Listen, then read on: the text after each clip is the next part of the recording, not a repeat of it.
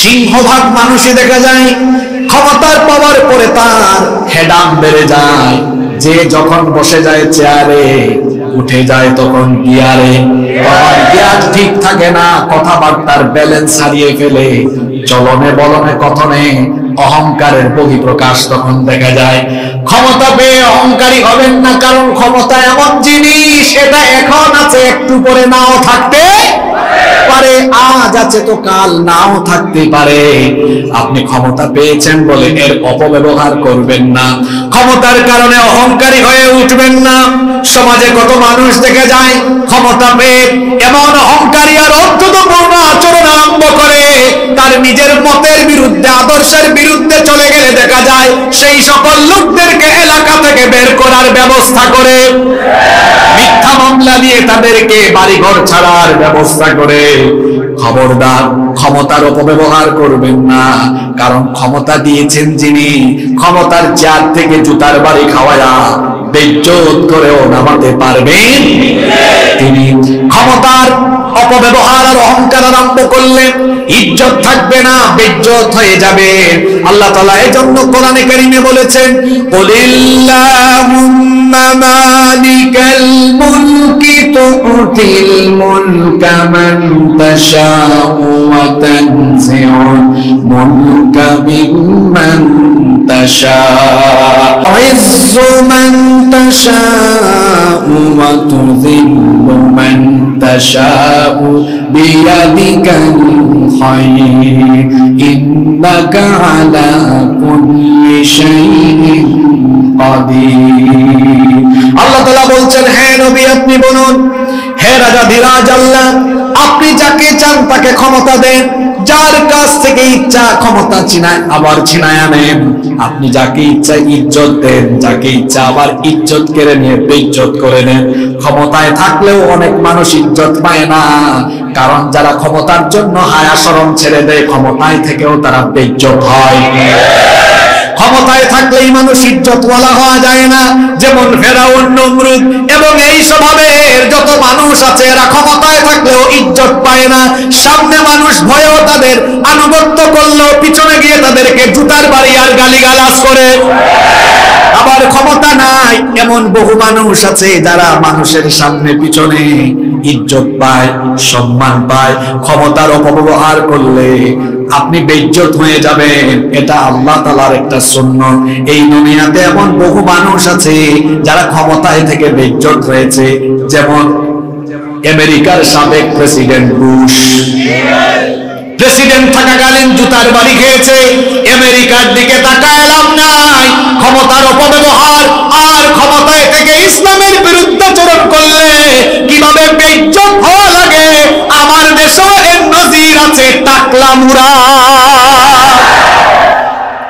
পাগলা বলে ইসলাম থাকবে না, ইসলাম তো এখনো আছে, তার মন্ত্রিত্ব তখনই চলে গেছে, পরে দলের নমিনেশন চলে গেছে, পরে ট্রাক নিয়ে দাঁড়িয়েছিল, তার আর তার বান্ধবীর ট্রাক, দুজনের ট্রাক রাস্তা থেকে খাদে পড়ে গিয়েছে। ক্ষমতার অপব্যবহার করবে যারা, টাকলা মুরাদের মতো চরম বেইজ্জতি বরণ করবে তারা। এটা আজ আছে তো কাল নাই, এখন আছে তো পরে নাই। ক্ষমতা পেলে যা মন চায় তা বলবেন না, যা মন চায় তা করবেন না, নইলে আপনাকে বেইজ্জতির সাথে জনগণের সামনে আপনার ইজ্জত সম্মান খোয়ানো লাগবে। আল্লাহ বুঝার তৌফিক দান করেন। রহমানের বান্দারা অহংকারী হয় না, তারা কি হয়? বিনয়ী হয়। জমিনে অহংকারের সাথে বিচরণ করো না। কিসের এত অহংকার? ইন্নাকা লান তাখরিকাল আরদ, নিশ্চয়ই তুমি অহংকারের সাথে জমিনে হেঁটে, অহংকারের সাথে জমিনে বিচরণ করে জমিনকে, মাটিকে ফাটিয়ে দিতে পারবে না। এমনকি অহংকারের সাথে চলাফেরা করে ওয়ালান তাবলুগাল জিবালা তুলা, অহংকারের সাথে জমিনে বিচরণ করে আকাশের উচ্চতায় তুমি পৌঁছে যেতে পারবে না। হাদিসে কুদসিতে আল্লাহ তাআলা বলেছেন, আল কিবরিয়া উরিদাই, অহংকার হলো আমার চাদর। যারা অহংকার করে তারা যেন আমার চাদর নিয়ে টানাটানি আরম্ভ করে। সুতরাং যারা অহংকারের মাধ্যমে আল্লাহর চাদর নিয়ে টানাটানি আরম্ভ করবে, এদেরকে ভয়াবহ শাস্তির সম্মুখীন যিনি করবেন, জুড়ে বলেন তিনি কি? মানুষ কখনো অহংকার করতে পারে না। অহংকার করা এটা মানুষের স্বভাবে পড়ে না। সাইয়েদনা লোকমান হাকিমের নামে আল্লাহ কোরআনে কারীমে একটা সূরা দিয়েছেন। তিনি তার সন্তানকে সুন্দর সুন্দর কিছু নসিহত করেছেন। তার সন্তানকে নসিহত করতে গিয়ে তিনি অহংকারের ব্যাপারে তার ছেলেকে সাবধান করে বলেছিলেন। আল্লাহ তাআলা তার মুখের কথা কোরআনে কারীমে সূরা লোকমানের ভেতরে তুলে দিয়েছেন। সাইয়েদনা লোকমান হাকিম তার ছেলেকে বলেছিলেন, ওয়ালা তুসাইর খাদ্দাকা লিন্নাস, বাবারে গাল বাঁকা করে তুচ্ছ তাচ্ছিল্য করে মানুষের সাথে কথা বলো না, অবজ্ঞা করে মানুষকে অবহেলা করে কথা বলো না। ওয়ালা তামশি ফিল আরদি মারাহা, জমিনে অধ্যত সহকারে অহংকারের সাথে বিচরণ করো না। ফা ইন্নাল্লাহা লা ইউহিব্বু কুল্লা মুখতালিন ফখুর, কারণ নিশ্চয়ই আল্লাহ কোন দাম্ভিক অহংকারী ব্যক্তিকে পছন্দ করেন না। অহংকার করা এটা রহমানের বান্দাদের গুণ নয়। তাকিয়ে দেখুন আমার সমাজের দিকে, মানুষ কত ধরনের অহংকারের মধ্যে নিমজ্জিত। কেউ বা জ্ঞানের বড়াই করে জ্ঞানের অহংকার, কেউ বা বড়াই করে টাকা পয়সা সম্পদের অহংকার, কেউ বা আবার বড়াই করে ক্ষমতার অহংকার।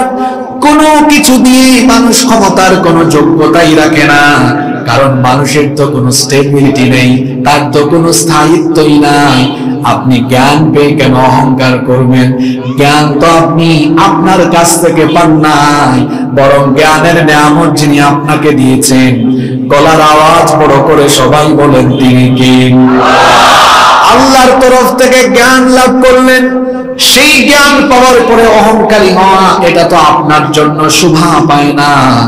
আপনি যদি জ্ঞান পাওয়ার পরে অহংকারী হয়ে যান, যিনি জ্ঞান দিয়েছেন, জ্ঞান কেড়ে নিয়ে আপনাকে মেধা শূন্য পাগল বানিয়ে দিতে আল্লাহ পারেন কি পারেন না? সমাজে এমন বহু জ্ঞানী মানুষকে আমরা দেখেছি, জ্ঞান পাওয়ার পরে অহংকারের কারণে আল্লাহ তাকে পাগল বানিয়ে দিয়েছেন। এমন পাগলও কিন্তু সমাজে দেখবেন আছে। জ্ঞানের নিয়ামত পাওয়ার পরে অহংকারী হওয়া যাবে না, বরং উপকারী জ্ঞানের জন্য আল্লাহর কাছে দোয়া করতে হয়। আল্লাহুম্মা ইন্নী আসআলুকা ইলমান নাফিআ, হে আল্লাহ আমাকে এমন ইলম দান করো, এমন জ্ঞান দাও যে জ্ঞানের মাধ্যমে উপকার পাওয়া যায়। এই জ্ঞান থেকে যেন আমি নিজে ফায়দা পাই, মানুষের জন্য ফায়দা পাই, এমন জ্ঞান দাও। জ্ঞানের বড়াই করা এটা মুমিন ব্যক্তির স্বভাব নয়।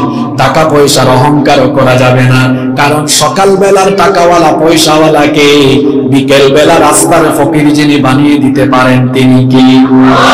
এজন্য টাকা পয়সা আছে বলে আপনি অহংকার করবেন না। মুহূর্তে আল্লাহ চাইলে আপনাকে ফকির বানিয়ে দিতে পারেন। আর ক্ষমতা পাওয়ার পরেও অহংকার করা যাবে না, কারণ ক্ষমতা যিনি দিয়েছেন, ক্ষমতা কেড়ে নিয়ে আপনাকে আমার সাধারণ মানুষের কাতারে যিনি দাঁড় করিয়ে দিতে পারেন তিনি কে? তবে আমাদের সমাজের সিংহভাগ মানুষই দেখা যায় ক্ষমতার পাওয়ার পরে তার হেডাম বেড়ে যায়। যে যখন বসে যায় চেয়ারে, উঠে যায় তখন গিয়ারে। গিয়ার ঠিক থাকে না, কথাবার্তার ব্যালেন্স হারিয়ে ফেলে, চলনে বলনে কথনে অহংকারের বহিঃপ্রকাশ তখন দেখা যায়।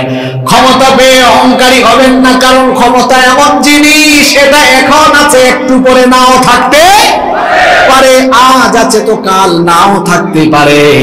আপনি ক্ষমতা পেয়েছেন বলে এর অপব্যবহার করবেন না, ক্ষমতার কারণে অহংকারী হয়ে উঠবেন না। সমাজে কত মানুষ দেখে যায় ক্ষমতা পেয়ে এমন অহংকারী আর অত্যন্তপূর্ণ আচরণ আরম্ভ করে, তার নিজের মতের বিরুদ্ধে, আদর্শের বিরুদ্ধে চলে গেলে দেখা যায় সেই সকল লোকদেরকে এলাকা থেকে বের করার ব্যবস্থা করে, মিথ্যা মামলা দিয়ে তাদেরকে বাড়িঘর ছাড়ার ব্যবস্থা করে। খবরদার, ক্ষমতার অপব্যবহার করবেন না, কারণ ক্ষমতা দিয়েছেন যিনি, ক্ষমতার চেয়ার থেকে জুতার বাড়ি খাওয়ায়া বেইজ্জত করেও নামাতে পারবেন তিনি। ক্ষমতার অপব্যবহার আর অহংকার আরম্ভ করলে ইজ্জত থাকবে না, বেইজ্জত হয়ে যাবে। আল্লাহ তাআলা এজন্য কোরআনে কারীমে বলেছেন, কুলিল্লাহুম্মা মালিকাল মুলকি তুতিল মুলকা মান তাশাউ ওয়া তানজিউল মুলকা মিম্মান তাশাউ ইজ্জু মান তাশাউ ওয়া তুযিল্লু মান তাশাউ বিয়াদিকাল খায়র ইন্নাকা আলা কুল্লি শাইইন কাদির। আল্লাহ তাআলা বলছেন, হে নবী আপনি বলুন, হে রাজা ধীরাজ আল্লাহ, আপনি যাকে চান তাকে ক্ষমতা দেন, যার কাছ থেকে ইচ্ছা ক্ষমতা আবার ছিনায় আনেন। আপনি যাকে ইচ্ছা ইজ্জত দেন, যাকে ইচ্ছা আবার ইজ্জত কেড়ে নিয়ে বেইজ্জত করে নেন। ক্ষমতায় থাকলেও অনেক মানুষ ইজ্জত পায় না, কারণ যারা ক্ষমতার জন্য হায়া শরম ছেড়ে দেয়, ক্ষমতায় থেকেও তারা বেইজ্জত হয়। ক্ষমতায় থাকলেই মানুষ ইজ্জতওয়ালা হওয়া যায় না। যেমন ফেরাউন, নমরুদ এবং এই স্বভাবের যত মানুষ আছে, এরা ক্ষমতায় থাকলেও ইজ্জত পায় না। সামনে মানুষ ভয়েও তাদের আনুগত্য করলেও পিছনে গিয়ে তাদেরকে জুতার বাড়ি আর গালিগালাজ করে। আবার ক্ষমতা নাই এমন বহু মানুষ আছে যারা মানুষের সামনে পিছনে ইজ্জত পায়, সম্মান পায়। ক্ষমতার অপব্যবহার করলে আপনি বেইজ্জত হয়ে যাবেন, এটা আল্লাহ তাআলার একটা সুন্নাহ। এই দুনিয়াতে এমন বহু মানুষ আছে যারা ক্ষমতায় থেকে বেইজ্জত হয়েছে। যেমন আমেরিকার সাবেক প্রেসিডেন্ট বুশ, প্রেসিডেন্ট থাকাকালীন জুতার বাড়ি খেয়েছে। আমেরিকার দিকে তাকায় লাভ নাই, ক্ষমতার অপব্যবহার আর ক্ষমতায় থেকে ইসলামের বিরুদ্ধাচরণ করলে কিভাবে বেইজ্জত হওয়া লাগে, আমার দেশেও এর নজির আছে। টাকলা মুরা পাগলা বলে ইসলাম থাকবে না, ইসলাম তো এখনো আছে, তার মন্ত্রিত্ব তখনই চলে গেছে, পরে দলের নমিনেশন চলে গেছে, পরে ট্রাক নিয়ে দাঁড়িয়েছিল, তার আর তার বান্ধবীর ট্রাক, দুজনের ট্রাক রাস্তা থেকে খাদে পড়ে গিয়েছে। ক্ষমতার অপব্যবহার করবে যারা, টাকলা মুরাদের মতো চরম বেইজ্জতি বরণ করবে তারা। এটা আজ আছে তো কাল নাই, এখন আছে তো পরে নাই। ক্ষমতা পেলে যা মন চায় তা বলবেন না, যা মন চায় তা করবেন না, নইলে আপনাকে বেইজ্জতির সাথে জনগণের সামনে আপনার ইজ্জত সম্মান খোয়ানো লাগবে। আল্লাহ বুঝার তৌফিক দান করেন। রহমানের বান্দারা অহংকারী হয় না, তারা কি হয়? বিনয়ী হয়। মান তাওয়াদা লিল্লাহি ফাকাদ রাফাহু আল্লাহ, যে ব্যক্তি বিনয়ী হয় আল্লাহ তার ইজ্জত বাড়িয়ে দেন, তার সম্মান বাড়িয়ে দেন। কাউকে সম্মান দিলে আপনার সম্মান কমবে না। আপনি যদি মানুষকে সম্মান করেন, আপনাকেও মানুষের কাছে যিনি সম্মানিত বানিয়ে দিবেন তিনি কে? এজন্য সবাইকে বলছি, দেখেন আল্লাহ কি সুন্দর কথা বললেন, ওয়া ইবাদুর রাহমানিল্লাযীনা ইয়ামশুনা আলাল আরদি হাওনা। রহমানের বান্দা হলো তারা জমিনের বুকে নম্র ভাবে, ভদ্র ভাবে বিচরণ করে যারা। খবরদার চলনে বলনে কথনে কখনো যেন অভদ্রতার বহিঃপ্রকাশ না ঘটে। অনেক যুবক ভাইদেরকে মাহফিলে দেখা যাচ্ছে, চিত্রটা খুবই ভালো, যুবক ভাইদের মনোযোগ আকর্ষণ করছি। এখনকার অনেক যুবক ভাইয়েরা আছে রাস্তাঘাটে চলার সময় আদব মেনটেন করে না। আমরা যখন ছোট ছিলাম দেখেছি রাস্তাঘাটে বড় ভাই এবং মুরব্বীদেরকে দেখলে ছেলেরা বড় আদবের সাথে রাস্তাঘাটে বিচরণ করেছে। মোটর সাইকেল চালালে, বাইক চালালেও তখন আস্তে করে চাচার পাশ দিয়ে, মুরব্বীর পাশ দিয়ে, বড় ভাইয়ের কাছ দিয়ে গিয়েছে। কিন্তু এখন কিশোর গ্যাং দেখা যায়, রাস্তাঘাটে মুরব্বী দেখলে, বড় ভাই দেখলে পাশ দিয়ে যাওয়ার সময় গিয়ার আরো বাড়ায়া যায়। আর যুবকদের অবস্থা আমি কি বলবো, এরা তো নিজেরাই ডিজে স্টাইলে অভদ্র ছেলের মতো মোটর সাইকেল চালায়া মা বাবার স্বপ্ন নষ্ট করে কেউ বা পঙ্গু হয়, কেউ বা আবার দুনিয়া থেকে মারাত্মক ভাবে অ্যাক্সিডেন্ট করে বিদায় নেয়। অভদ্র ভাবে বাইক চালায়ও না। এই ঢাকা চিটাগং মহাসড়কে প্রতিনিয়ত এমন অ্যাক্সিডেন্ট দেখা যায়। এই যুবকরা কিভাবে বাইক চালাও, কিছুক্ষণ ডানে এক গাই, কিছুক্ষণ বামে আরেক গাই, এরকম ছেলেরা আছে না নাই? এটার নাম দিয়েছি আমি ডিজে স্টাইল। কিছুক্ষণ ডানে কিছুক্ষণ পাকুম করে বাইক চালাইও না, তোমার মা বাবার স্বপ্ন শেষ হয়ে যাবে। শোনো যুবক ভাইদেরকে বলছি, হাসাহাসি করো না। কত ছেলেদেরকে রাস্তাঘাটে দেখা যায়।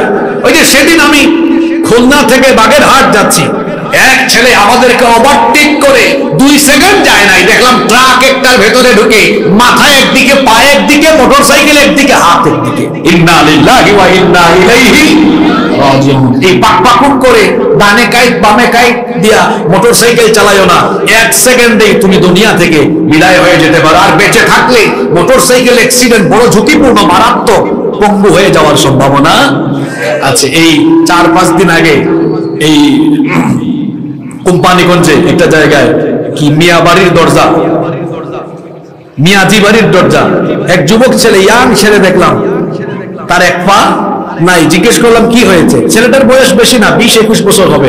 কয় হুজুর এই তো আমি অ্যাক্সিডেন্ট করে আমার একটা পা হারিয়ে ফেলেছি, একটা পা তার নাই। খবরদার অভদ্রতা বা অভদ্রের মতো রাস্তাঘাটে চলাফেরা করো না। গার্লস স্কুল বা মহিলা কলেজের সামনে যাওয়ার সময় মেয়েদের দিকে ইতরের মতো তাকিয়ে থাকো না। মেয়েদেরকে রাস্তাঘাটে দেখলে আদবের খেলাফ করে, চক্ষুকে সংযত না করে তাদের দিকে তাকিয়ে মেয়েদেরকে ডিস্টার্ব করো না। বরং রহমানের বান্দারা তার কথাবার্তায়, চলাফেরায়, আচার আচরণে মুগ্ধতা ছড়াবে, আলো ছড়াবে, চারিত্রিক সৌন্দর্যের বহিঃপ্রকাশ ঘটবে। তারা নম্র হবে, ভদ্র হবে, বিনয়ী হবে। এই গুণে আমরা গুণান্বিত হতে পারবো তো? আল্লাহ আমাদেরকে এই গুণে গুণান্বিত করে দাও, বলেন আমিন। এরপরে 2 নম্বরে আল্লাহ বলেছেন রহমানের বান্দাদের গুণ হলো তারা উগ্র হয় না, বদমেজাজি হয় না, তারা কারো সাথে তর্ক করে না, কারো সাথে বেহুদা কথাবার্তা বলে সময় নষ্ট করে না, মন্দের জবাব মন্দ দিয়ে দেয় না, গালির জবাবে গালিও দেয় না, অজ্ঞ কোনো মানুষের সাথে কথাবার্তা বলে টাইম পাস করে না। বরং জাহেলদের সামনে তারা পড়ে গেলে তারা কি করে? আল্লাহ তাআলা বলছেন ওয়া ইযা খাতাবাহুমুল জাহিলুনা ক্বালু সালামা। রহমানের বান্দা হলো তারা অজ্ঞদের সাথে তর্ক না করে জাহেলদেরকে সালাম দেয় যারা। এটা কত বড় গুণ জানেন? এটা আমাদের বেশিরভাগের মধ্যে নেই। আপনাকে এক ভাই গালিগালাজ করে, এটা আপনি জানেন, কেউ আপনাকে বলেছে বা বিশ্বস্ত সূত্রে জেনেছেন, সে আপনাকে খুব গালিগালাজ করে। দাগন ভুইয়া বাজারে যদি আগামীকাল জুমাবারে তাকে পান, তা আপনি তো এমন মানুষ বলবেন, এই তুই নাকি আমার গালিগালাজ করোস, আজকে তোরে সাইজ করে ফেলবো। গালির জবাবে গালি হয় না। রহমানের বান্দা আপনি কি বলবেন জানেন? তার সাক্ষাৎ হয়েছে, তাকে সামনে পেয়েছেন, তাকে সামনে পেলে আপনি আগে সালাম দিয়ে বলবেন, ভাইজান আসেন না রেস্টুরেন্টে একটু চা খাই, চা খাওয়াইয়া বিল আপনি দিবেন, সুন্দর আচরণ করবেন। সে ভেতরে ভেতরে লজ্জায় মরে যাবে, কাকে গালিগালাজ করি, কাকে নিয়ে আজে বাজে কথা বলি, সে তো ফেরেশতার মতো মানুষ। ঠিক তো কইলেন, কিন্তু এই গুণ কয়জনের ভেতরে আছে?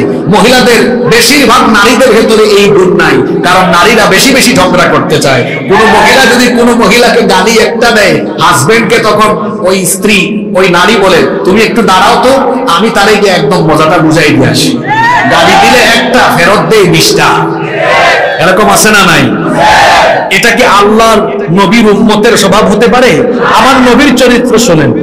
কাফিররা নবীজিকে পাগল বলেছে, কোনদিন নবীজি কাফিরদেরকে পাগল বললেন না।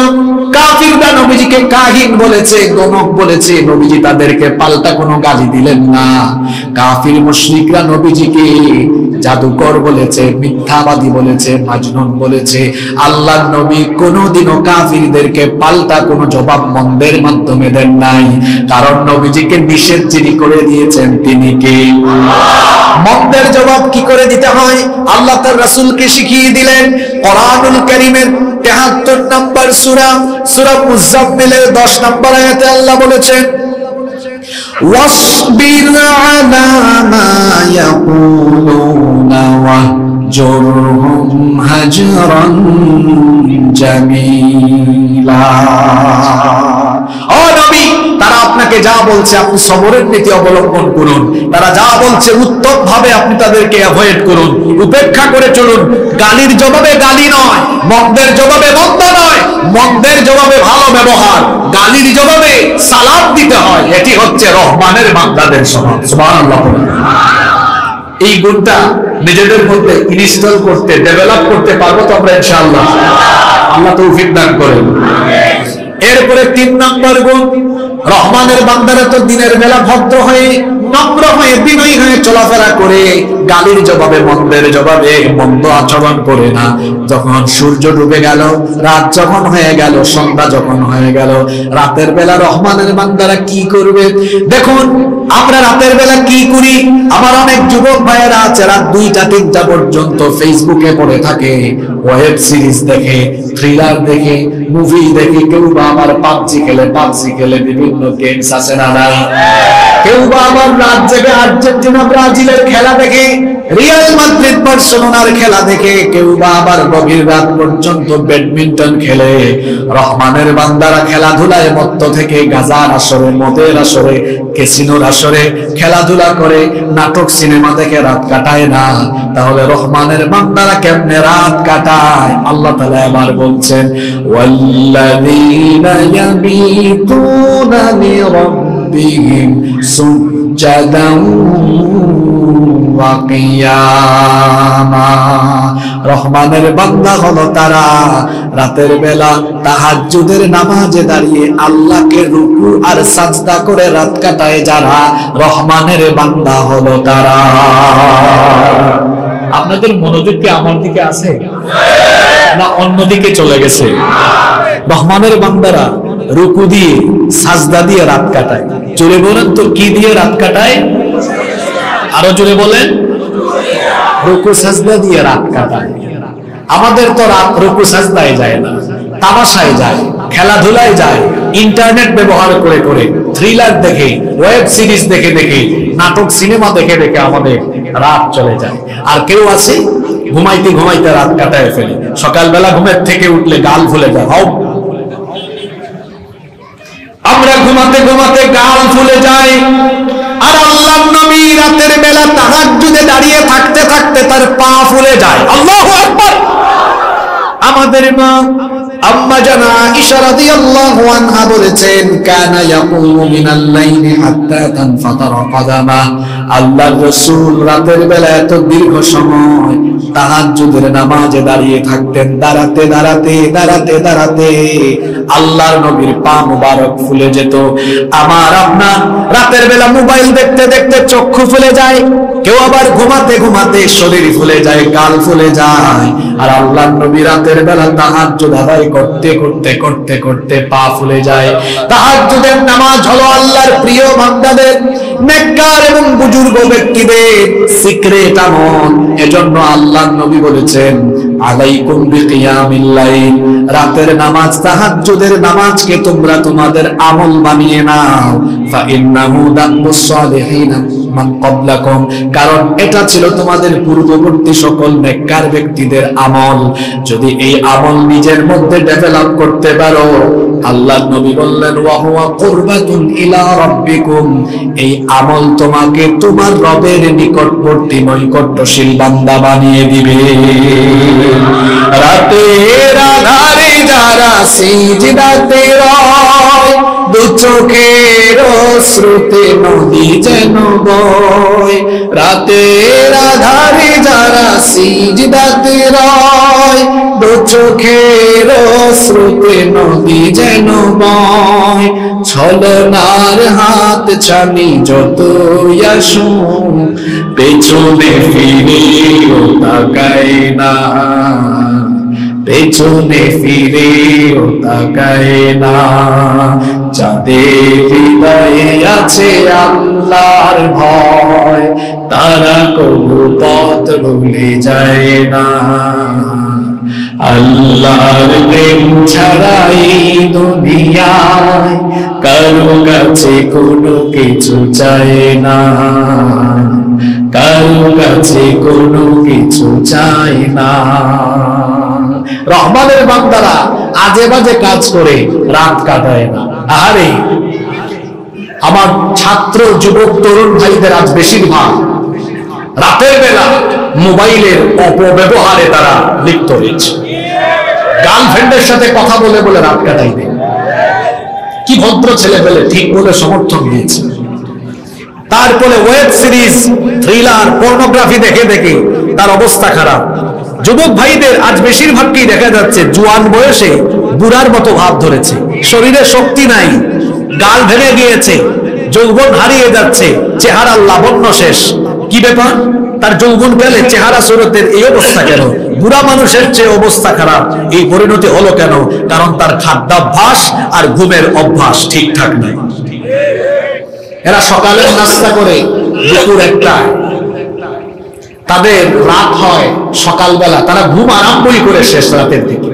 এদের খাদ্যাভ্যাস, ঘুমের অভ্যাস ঠিকঠাক নাই। রাতের নামাজ এটা আপনার চরিত্রকে সুন্দর বানিয়ে দিবে, আপনার যৌবনকে সমৃদ্ধ করবে, চেহারায় লাবণ্য ভাব ফিরিয়ে আনবে। আর একজন মুসলমান, একজন মুমিনের, একজন মুত্তাকির সবচাইতে উত্তম মেকআপ হলো 5 ওয়াক্ত নামাজের ওযু, 5 ওয়াক্তের নামাজ আর তাহাজ্জুদের নামাজ। আল্লাহর নবীজি বলেছেন একটু আগে যে হাদিস বললাম, তাহাজ্জুদের নামাজ হলো পূর্ববর্তী সকল নেককার ব্যক্তিদের আমল। বড় বড় বুজুর্গ ব্যক্তিগণ রাতের বেলা 1-1.5 ঘন্টা, 2 ঘন্টা, 3 ঘন্টা সর্বোচ্চ ঘুমিয়েছেন। তারপরেও আল্লাহর বান্দাদের চেহারার দিকে তাকালে মনেই হয় না এরা এত কম ঘুমায়। চেহারার দিকে তাকালে মনে হয় চেহারা থেকে যেন নূর ঝরে পড়ছে। সুবহানাল্লাহ। আর যারা মোবাইল দিয়ে রাত কাটায়, নামাজ তো নাই, তাহাজ্জুদ নাই, মোবাইল দিয়ে রাত কাটায়, পাবজি খেলে রাত কাটায়, দেখবেন দিনের বেলা চেহারার দিকে তাকানোও যায় না, চেহারা চুলের মতো হয়ে যায়। আল্লাহওয়ালা মানুষদের চেহারায় একটা নুরানি ঝলক থাকে, চেহারা কালো হলেও একটা আলো থাকে, একটা মায়া থাকে। বুজুর্গ ব্যক্তি, আল্লাহওয়ালা আমলদার ব্যক্তিগুলো, এরা কম পয়সা থাকলেও, ভালো ভালো খাইতে না পারলেও, টাকা পয়সাও বেশি নাই, রাতে বেশি ঘুমায়ও না, শুধু তাহাজ্জুদ পড়ে চেহারাটা দেখলে মনে হয় যেন চেহারা থেকে নূর ঝরছে। আর অনেককেই দেখবেন সব সময় আজে বাজে কাজে লিপ্ত, ওইদিকে চলার সময় এসি গাড়িতে চলাফেরা করে, এসি বাড়িতেও থাকে, টাকা পয়সার অভাব নাই, ভালো ভালো খাবার দাবারও খায়, তারপরেও চেহারাটা যখন মানুষ দেখে, দেখতে তারে যেমন দেখা যায় কেমন জানি চোর আর ডাকাতের মতো লাগে। খায় তো আলগা পয়সা, মাইন্সের মাল, চুরি করে, লুটপাট করে, দুর্নীতি করে। এই জন্যই হারাম করে, হারামের চিহ্ন, গুনাহের চিহ্ন তার চেহারার মধ্যেও ফুটে উঠেছে। তাহাজ্জুদের নামাজ নিজের আমল বানিয়ে নিন। রহমানের বান্দারা রাত তামাশা করে করে কাটায় না, সাজদা দিয়ে দিয়ে তারা রাত কাটিয়ে দেয়। আল্লাহ তাআলা অন্য আয়াতে বলেছেন, তাতাজাফা জুনুবুহুম আনিল মাদাজি ইয়াদউনা রাব্বাহুম খাওফান ওয়া তামা। রাতের বেলা বিছানা থেকে তাদের পিঠ আলাদা হয়ে যায়, ভয় এবং আশার সাথে আল্লাহকে তারা ডাকতে থাকে। জান্নাতি মুমিন মুত্তাকিদের স্বভাব হলো কানু কালিলাম মিনাল লাইলি মা ইয়াহজাউন, রাতের বেলা এরা খুব কম সময় ঘুমায়। ওয়া বিল আসহারি হুম ইস্তাগফিরুন, ইস্তিগফার করে করে রাত কাটায় যারা, আল্লাহর প্রিয় রহমানের বান্দা হলো তারা। রাতের বেলা তাহাজ্জুদ আর কি পড়বেন? আপনার তো 5 ওয়াক্ত নামাজেরও খবর নেই। প্যান্ডেলে তো জায়গা হয় না ওয়াজ মাহফিলে, তাফসীরুল কোরআন মাহফিলে, কিন্তু এশার নামাজে, ফজরের নামাজে যে এলাকায় মাহফিলের আয়োজন হয়, মাঝে মাঝে কোনো কোনো এলাকায় এটাও দেখা যায় রাত 12টা-1টা পর্যন্ত সবাই মাহফিলে হাজির। সকালবেলা মাহফিলের স্বেচ্ছাসেবকরাও ফজরের জামাতে হাজির। ইসলামের সবচেয়ে বড় ইবাদত ওয়াজ না নামাজ? জোরে বলেন। আহা, আপনি যেন আল্লাহকে সাজদা দেন, আল্লাহ 5 ওয়াক্ত নামাজ দিলেন, একটা সাজদাও দেন না প্রত্যেকদিন। ইবলিস আল্লাহকে সাজদা দেয় নাই কয়টা? পুরুষ মানুষের মতো জবাব দেন, ইবলিস আল্লাহকে সাজদা দেয় নাই কয়টা? একটা না দিয়ে কি হয়েছে? শয়তান হয়েছে, মারদুদ হয়েছে, মালউন হয়েছে, কাফির হয়েছে। এজন্য আল্লাহ বলেছেন, ওয়া ইন কুলনা লিল মালাইকাতি ইসজুদু লিআদামা ফাসাজাদু ইল্লা ইবলিস আবা ওয়াস্তাকবারা ওয়া কানা মিনাল কাফিরিন। স্মরণ করো যখন ফেরেশতাদেরকে বলা হয়েছিল আদমকে সাজদা দাও। ইবলিস ছাড়া সবাই সাজদা দিয়েছে। ইবলিস আল্লাহর হুকুম অমান্য করে, অগ্রাহ্য করে, অহংকারের সাথে এই আদেশ অমান্য করার কারণে কানা মিনাল কাফিরিন, সে কাফির হয়ে গেল। ইবলিস একটা সাজদা না দিয়ে কাফের হয়ে গেল। আর আপনি প্রত্যেকদিন 5 ওয়াক্ত এতগুলা সাজদা নামাজের ভেতরে একটাও দেন না। ইবলিস একটা সাজদা না দিয়ে কাফের হয়ে গেল, আর আপনি প্রতিদিন আল্লাহকে সাজদা দেন না। আপনি কোন জায়গায় আছেন?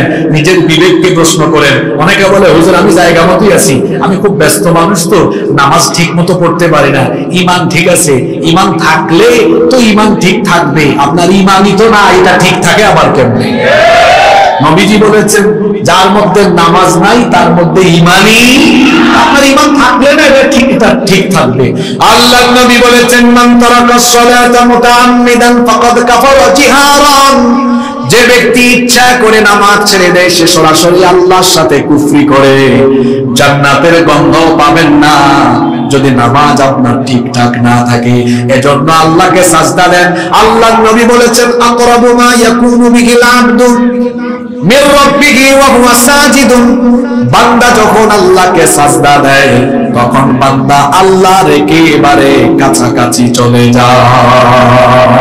আল্লাহর কাছাকাছি হতে হলে, আল্লাহর প্রিয় হতে হলে সাজদা দেওয়া লাগবে। 5 ওয়াক্তের সাজদা ঠিক করে আল্লাহর প্রিয় বান্দা হতে হলে আপনাকে তাহাজ্জুদের আমল নিজের মধ্যে ডেভেলপ করতে হবে। আল্লাহ তাআলা এই গুণে আমাদেরকে গুণান্বিত হওয়ার তৌফিক দান করেন। সবাই বলেন আমিন। কয়টা গুণের কথা বলেছি?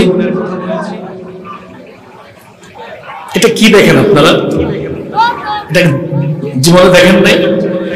কয়টা গুণের কথা বলেছি? কয়টার কথা বলেছি? বলে ফেলছি কয়টা? জোরে বলেন, আরো জোরে বলেন। 3টা। কয়টা বলেছি? একটু পরে পড়া আদায় করবো কিন্তু। নাম্বার 4, 4 নাম্বার, রহমানের বান্দা হলো তারা ইবাদত গুজার হওয়ার পরেও অহংকারী হয় না যারা। আমাদের সমাজে এমন বহু মানুষ আছে, ইবাদত গুজারি হয়ে যাওয়ার পরে তার মনের মধ্যে অহংকার চলে আসে। 5 ওয়াক্ত নামাজ ঠিক আছে, তাহাজ্জুদ ঠিক আছে, হাজী সাহেব হজ করে ফেলেছেন, যাকাতও দেন, রমজান মাসে রোজা রাখেন, মনে মনে ভাবেন আমার জান্নাত আর কে ঠেকায়, আমি তো আমলদার মানুষ। আল্লাহ তাআলা সূরা ফুরকানের মধ্যে বলেছেন, রহমানের বান্দার বৈশিষ্ট্য হলো ইবাদত গুজারি হওয়ার পরেও তার মনের মধ্যে অহংকার আসে না, বরং ইবাদত গুজার হওয়ার পরেও আল্লাহর জাহান্নামের আযাব থেকে বাঁচার জন্য আল্লাহর কাছে তারা দোয়া করে।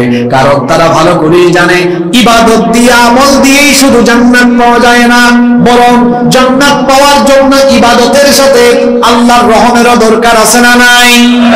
এজন্য তারা আল্লাহর কাছে দোয়া করে, ওয়াল্লাযীনা ইয়াকুলুনা রাব্বানা সরিফ আন্না আযাবা জাহান্নামা ইন্না আযাবাহা কানা গরামা ইন্নাহা সাআত মুস্তাকাররান ওয়া মুকামা।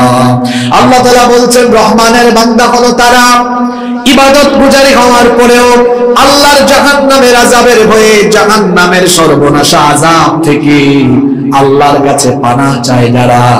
আল্লাহর প্রিয় রহমানের বান্দা হলো তারা। শুধুমাত্র আমল দিয়ে কিয়ামতের দিন জান্নাতে যাওয়া যাবে না, আমলের সাথে আল্লাহর দয়ার দরকার আছে না নাই? আল্লাহর দয়া না থাকলে জান্নাত পাওয়া যাবে না। এজন্য নবীজি বলেছেন, যার কাছ থেকে কিয়ামতের দিন হিসাব নিকাশ চাওয়া হবে, সেই ব্যক্তি আটকে যাবে, ধরা খাবে, সেই ব্যক্তি জাহান্নামে যাওয়া লাগবে। কিয়ামতের দিন আল্লাহ যদি কারো কাছ থেকে সহজ হিসাব নিতে চান, আল্লাহ তাআলা বান্দার হাতে থাকা আমল নামা দেখবে, কিন্তু যাচাই বাছাই না করে আল্লাহ তাকে দয়া করে জান্নাত দিয়ে দিবে। এজন্য আল্লাহর নবী নিজেই দোয়া করতেন, আল্লাহুম্মা হাসিবনি হিসাবান ইয়াসীরা, হে আল্লাহ আমার কাছ থেকে তুমি সহজ করে হিসাব নিও। যে নবীর জীবনে গুনাহের কোনো দাগ নাই, গুনাহের কোনো ছিটা ফোঁটাও নাই, জন্ম জন্ম থেকে নিয়ে ওফাত পর্যন্ত, নবুয়তের আগেও মাসুম, নবুয়তের পরেও মাসুম। সেই নবী আল্লাহর কাছ থেকে সহজ হিসাবের জন্য দোয়া করেন, এবং কি ফজর এবং মাগরিবের নামাজের ফরজের পরে 7 বার আল্লাহর কাছে তিনি জাহান্নামের আযাব থেকে পানাহ চাইতেন, দোয়া করতেন, আল্লাহুম্মা আজরিনি মিনান নার, আল্লাহুম্মা আজরিনি মিনান নার। তো যেই নবীর জন্য জান্নাত অবধারিত, সেই নবী সহজ হিসাবের জন্য জান্নাত জাহান্নামের আগুন থেকে বাঁচার জন্য দোয়া করতেন। উম্মত হিসাবে আমাদেরকেও আরো বেশি দোয়া করার দরকার আছে না নাই? এজন্য আল্লাহ বলছেন, রহমানের বান্দা হলো তারা, জাহান্নামের আযাব থেকে আল্লাহর কাছে পানাহ চায় যারা। রহমানের বান্দাদের 5 নাম্বার স্বভাব হলো, রহমানের বান্দা হলো তারা কৃপণতা এবং অপব্যয় করে না যারা। রহমানের বান্দারা কিপটা হয় না। আমাদের সমাজের মধ্যে কৃপণ মানুষ আছে না নাই? অনেক মানুষ আছে না কৃপণ, আল্লাহ তাকে অনেক টাকা পয়সা দিয়েছেন, এরপরেও ছেঁড়া কাপড় চোপড় গায়ে দেয়, ছেঁড়া কাপড় চোপড় গায়ে দিয়ে হাঁটে।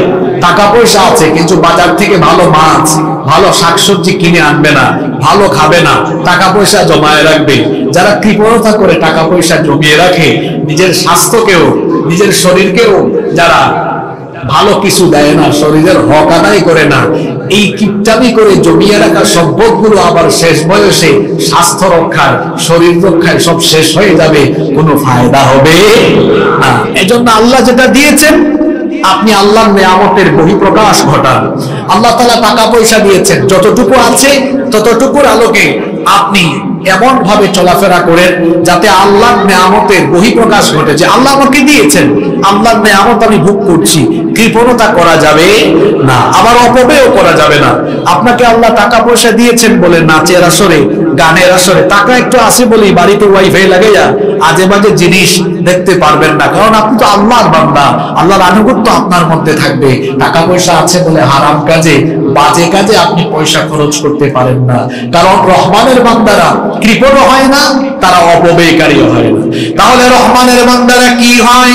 আল্লাহ তাআলা বলছেন, ওয়াল্লাযীনা ইযা আনফাকু লাম ইয়াকতুরু ওয়া লাম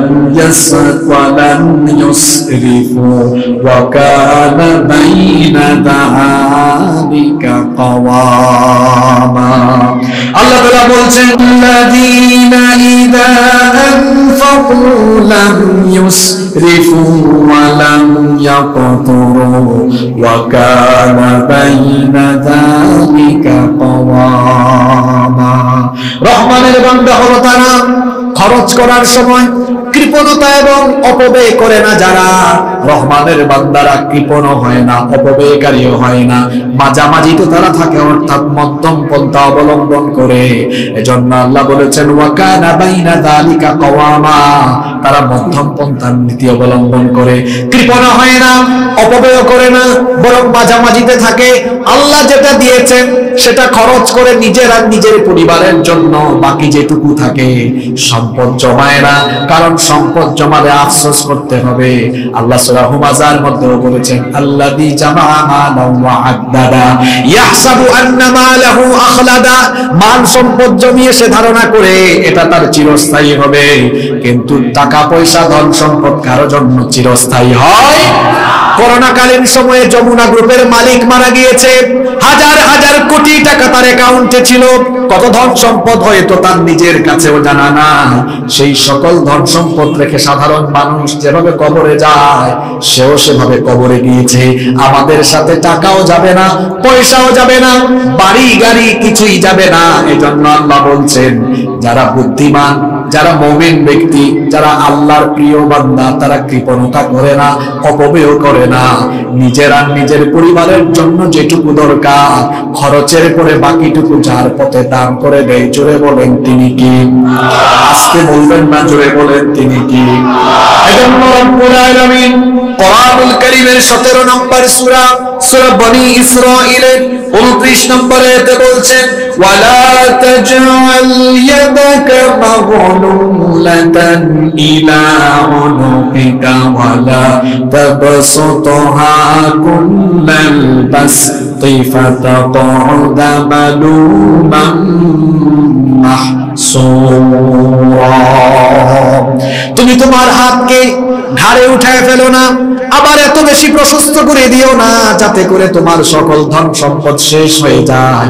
অর্থাৎ কৃপণ হয়ে হাতটাকে তুমি ঘাড় পর্যন্ত উঠায় রেখো না, আবার দিতে দিতে সব দিয়ে দিও না। আল্লাহ তাআলা সুন্দর একটা নীতি শিখালেন, মধ্যম পন্থার নীতি অবলম্বন করো। ওই যে একটু আগে বললাম, যতটুকু আল্লাহ দিয়েছেন নিজের আর নিজের পরিবারের জন্য খরচ করার পরে টাকা পয়সা না জমায়া বাকিটুকু খরচ করে দিতে হবে কার পথে? কথা শুনতেছেন না ঘুমায় যাচ্ছে? তাহলে আল্লাহর পথে খরচ করতে রাজি আছেন তো সবাই? কারা কারা রাজি আছেন দেখে হাত তুলেন তো। হাত কেউ নামাবেন না, আল্লাহর পথে খরচ করতে সবাই রাজি, ভালো করে হাত তুলেন। কি জাতের রাজি? আজকে ওয়াজ বাস্তবে এখানে জায়গায় বসে আমল হবে। যান, স্বেচ্ছাসেবক ভাইরা ব্যাগ নিয়ে ঢুকেন তো। এই মসজিদের উদ্যোগে মাহফিলের আয়োজন হয়েছে, মসজিদে আমাদের সৎকার পয়সাগুলো যাবে। কারণ রহমানের বান্দারা কিপটা না, তারা অপব্যয় করে না, তারা দান করে। জোরে বলেন, কি করে? আর মসজিদে দান করা, মসজিদ হচ্ছে আল্লাহর সবচাইতে প্রিয় জায়গা, বাজার হলো সবচাইতে নিকৃষ্ট জায়গা। ব্যাগ যাচ্ছে, আপনারা ভাবিয়েন না ওয়াজ মনে হয় শেষ। রহমানের বান্দাদের গুণ কয়টা? 12টা। বলছি কয়টা? 5টা। ওই মাঝখানে একটা ক্লাস টেস্ট হচ্ছে আর কি। এটা কি হচ্ছে? হাত নামায় ফেলেন, হাত নামায় ফেলেন, হাত নামায়া পকেটে ঢুকায় রাখেন। মানুষের পকেটে ঢুকায় রাখেন না, নিজের পকেটে ঢুকান। এটা একটা টেস্ট চলছে যে আমরা ওয়াজ শুনতেছি, আমলও করছি। কিছুক্ষণ পরে ফাইনাল হবে, তবে ফাইনালটা কিভাবে হবে এটা এখন বলা যাবে না, ভয় পাইয়েন না। ফাইনাল মানে আবার সবার কাছ থেকে টাকা পয়সা লুট করে রেখে দেওয়া হবে না, বরং ফাইনালটা একটু ইলমি মুযাকারার মাধ্যমে শেষ হবে ইনশাআল্লাহ। তাহলে আমরা কয়টা বলেছি? জোরে বলেন, কয়টা? আপনারা ডানে বামে যেভাবে তাকাচ্ছেন এটা খুব দৃষ্টিকটু। একটু আগে ড্রোন একটা উঠলো, ওইটার দিকে তাকায় আছে, অথচ এদিকে কোরআনের সুন্দর আলোচনা চলে যাচ্ছে। এখানে আমরা সামান্য কিছু মানুষ, এখানে যদি আমরা পরিবেশটা নিশ্চিত করতে না পারি তাহলে আলোচনা থেকে ফায়দা আসবে না। এটা কি আমি যতগুলো কথা শুরু থেকে বলছি আমার বাপ-দাদার কোনো কথা বলছি? কোরআন শোনার তো একটা আদব আছে। ওয়া ইযা কুরিআল কুরআনু ফাসতামিউ লাহু ওয়া আনসিতু লাআল্লাকুম তুরহামুন। যখন কোরআন থেকে আলোচনা হবে তখন মনোযোগের সাথে শুনতে হবে, আর ওয়া আনসিতু চুপচাপ হয়ে যেতে হবে। কথা চলছে কার? জোরে বলেন। তো আল্লাহর কথা চললে বান্দার কথার কি কোনো দাম আছে? আর তাহলে আমরা কেউ কথা বলবো না। নাগর ভূঁইয়ার মানুষ আমরা সবাই অত্যন্ত নম্র ভদ্র বিনয়ী মানুষ, আমরা সেটার বহিঃপ্রকাশ আজকে এখানে ঘটিয়ে দিব। বলেন ইনশাআল্লাহ। কয়টা বলে ফেলেছি? 5টা। রহমানের বান্দা হলো তারা দানশীল যারা। নাম্বার 6, মনোযোগ আছে তো সবার? খুব গুরুত্বপূর্ণ পয়েন্ট আবার শুরু হচ্ছে। 6 নম্বর হলো রহমানের বান্দা যারা আল্লাহর সাথে কাউকে শরীক করে না তারা। এজন্য আল্লাহ বলছেন ওয়াল্লাযীনা লা ইয়াদউনা মা'আল্লাহি ইলাহান আখার। রহমানের বান্দা হলো তারা আল্লাহর সাথে অন্য কাউকে ইলাহ হিসাবে ডাকে না যারা। রহমানের বান্দাদের যত চাওয়া পাওয়া আছে সকল চাওয়া পাওয়া একজনের কাছে নিবেদন করে, গলার আওয়াজ বড় করে সবাই বলেন তিনি কে? রহমানের বান্দারা সুদিনেও ডাকে আল্লাহ, দুর্দিনেও ডাকে আল্লাহ, দুঃখের সময়ও বলে আল্লাহ, সুখের সময়ও বলে আল্লাহ, সুস্থতার সময়ে বলে আল্লাহ, অসুস্থতার সময়ও বলে আল্লাহ, ভালো সময়েও ডাকে আল্লাহ, খারাপ সময়েও ডাকে আল্লাহ। আল্লাহ ছাড়া অন্য কারো কাছে তারা কোনো কিছু চায় না। আল্লাহকে বাদ দিয়ে অন্য কারো কাছে চায় যারা, আল্লাহ তাআলা রুবুবিয়তের মধ্যে, উলুহিয়াতের মধ্যে, আসমা এবং সিফাতের ভেতরে কেউ যদি শিরক ঢুকিয়ে দেয় মুশরিক হয়ে যাবে সে। শিরক হচ্ছে মস্ত বড় কবিরা গুনাহ। কবিরা গুনাহের মধ্যে সব সবচেয়ে বড় কবিরা গুনাহ হলো শিরকের গুনাহ, আকবারুল কাবায়ের। এটা হলো সবচাইতে বড় কবিরা গুনাহ। চাইতে হবে কেবলমাত্র একজনের কাছে, জোরে বলেন তিনি কে? পরীক্ষা সামনে, আমি পড়াশোনা করব সুস্থভাবে পরীক্ষা দেওয়ার জন্য, পরীক্ষায় কামিয়াব হওয়ার জন্য আমি যার কাছে চাইব, জোরে বলেন তিনি কে? নাকি মাইজভান্ডার দরবারে? চট্টগ্রামের এক জাহেল আছে, জাহাঙ্গীর না তো, সে নিজেকে জাহাঙ্গীর বলে, জাহাঙ্গীরও বলে না, তার নিজের নাম জাহাঙ্গীর হুজুর, সে নিজেই হুজুর, নিজেই কি? নিজেই হুজুর। কিছু ছেলে পেলেদেরকে নিয়ে মাজারের সামনে গিয়ে বলে, যাও মাজার, এই ছেলেগুলো পরীক্ষা দিবে, ইমতিহান মে কামিয়াব, কি জানি একটা কথা বলছে, আমি ভালো করে শুনতেও পারি না, এদেরকে পরীক্ষায় পাশ করায় দাও। মাজারের কোনো বাবা, মৃত বা জীবিত কোনো ব্যক্তি কাউকে পরীক্ষায় পাশ করায় দিতে পারবে? চাইতে হবে কার কাছে? চাইতে হয় একমাত্র একজনের কাছে, তিনি কি? সন্তান নাই, চাইবেন কার কাছে? নাকি তাবিজের পিছনে ছুটবেন? আল্লাহর কাছে চান। আমাদের জাতির পিতা ইব্রাহিম আলাইহিস সালাম 86 বছর বয়স হয়েছে, সন্তান নাই, আল্লাহর কাছে সন্তান চেয়েছেন। জাকারিয়া আলাইহিস সালামের স্ত্রী বন্ধা, তার স্ত্রী সন্তান দিতে অক্ষম, তিনি আল্লাহর কাছে দোয়া করেছেন, তাকেও সন্তান দিয়েছেন কে? অসুস্থ হয়েছেন, আল্লাহর কাছে চান। ডাক্তারি করাবেন, চিকিৎসা করাবেন, পাশাপাশি আল্লাহর কাছে চান। জটিল এবং কঠিন রোগকেও যিনি ভালো করে দিতে পারেন, তিনি কে? আইয়ুব আলাইহিস সালাম 18 বছর অসুস্থ ছিলেন। 18 বছরের এই কঠিন রোগে শোকে ভোগার পরে আল্লাহর কাছে তিনি যখন দোয়া করেছেন, সুস্থ করে দিয়েছেন কে? সব সময় আল্লাহর কাছে চাইতে হবে। এজন্য আল্লাহ বলেছেন, রহমানের বান্দা হলো তারা আল্লাহর সাথে অন্য কাউকে শরীক করে না যারা। 7 নাম্বার হলো রহমানের বান্দা হলো তারা অন্যায় ভাবে মানুষকে খুন করে না যারা। রহমানের বান্দা হলো তারা অন্যায় ভাবে মানুষের রক্ত ঝরায় না যারা। এজন্য আল্লাহ তাআলা বলছেন, ওয়ালা ইয়াকতুলুনা নাফসাল্লাতী হারামাল্লাহু ইল্লা বিল হক। রহমানের বান্দা হলো তারা অন্যায় ভাবে কোন নফস, কোন প্রাণ শেষ করে ফেলে না যারা। অন্যায় ভাবে এখন মানুষকে খুন করার নজির বর্তমান দুনিয়াতে আছে না নাই? নিরপরাধী মানুষকে অপরাধী বানিয়ে মেরে ফেলার নজির আমাদের সমাজে গোটা পৃথিবীতে আছে। কোনো অপরাধ নাই, নিরপরাধী মানুষকে অপরাধীর অপবাদ দিয়ে, অপরাধের অভিযোগ এনে তাকে বিচার বহির্ভূত কাণ্ডায়, বিচার বহির্ভূত কায়দায় দুনিয়া থেকে শেষ করে ফেলা, এগুলো রহমানের বান্দাদের বৈশিষ্ট্য না। আরে দুনিয়াতে তো এমন নিকৃষ্ট জালেম আছে যারা সাধারণ মানুষ শুধু নয়, আলেমদেরকেও, নিরপরাধ আলেমদেরকেও অপরাধী বানিয়ে বিচার বহির্ভূত কাণ্ডায় দুনিয়া থেকে শেষ করে দিয়েছে। এগুলো কি রহমানের বান্দাদের বৈশিষ্ট্য? এগুলো কি আল্লাহর বান্দাদের বৈশিষ্ট্য? এগুলো জালিমের বৈশিষ্ট্য, এগুলো স্বৈরাচারের বৈশিষ্ট্য। অন্যায় ভাবে নিরপরাধী মানুষগুলোকে অপরাধী বানিয়ে দুনিয়া থেকে বিদায় করে দেয় যারা, দুনিয়ার নিকৃষ্ট জালিম হলো তারা।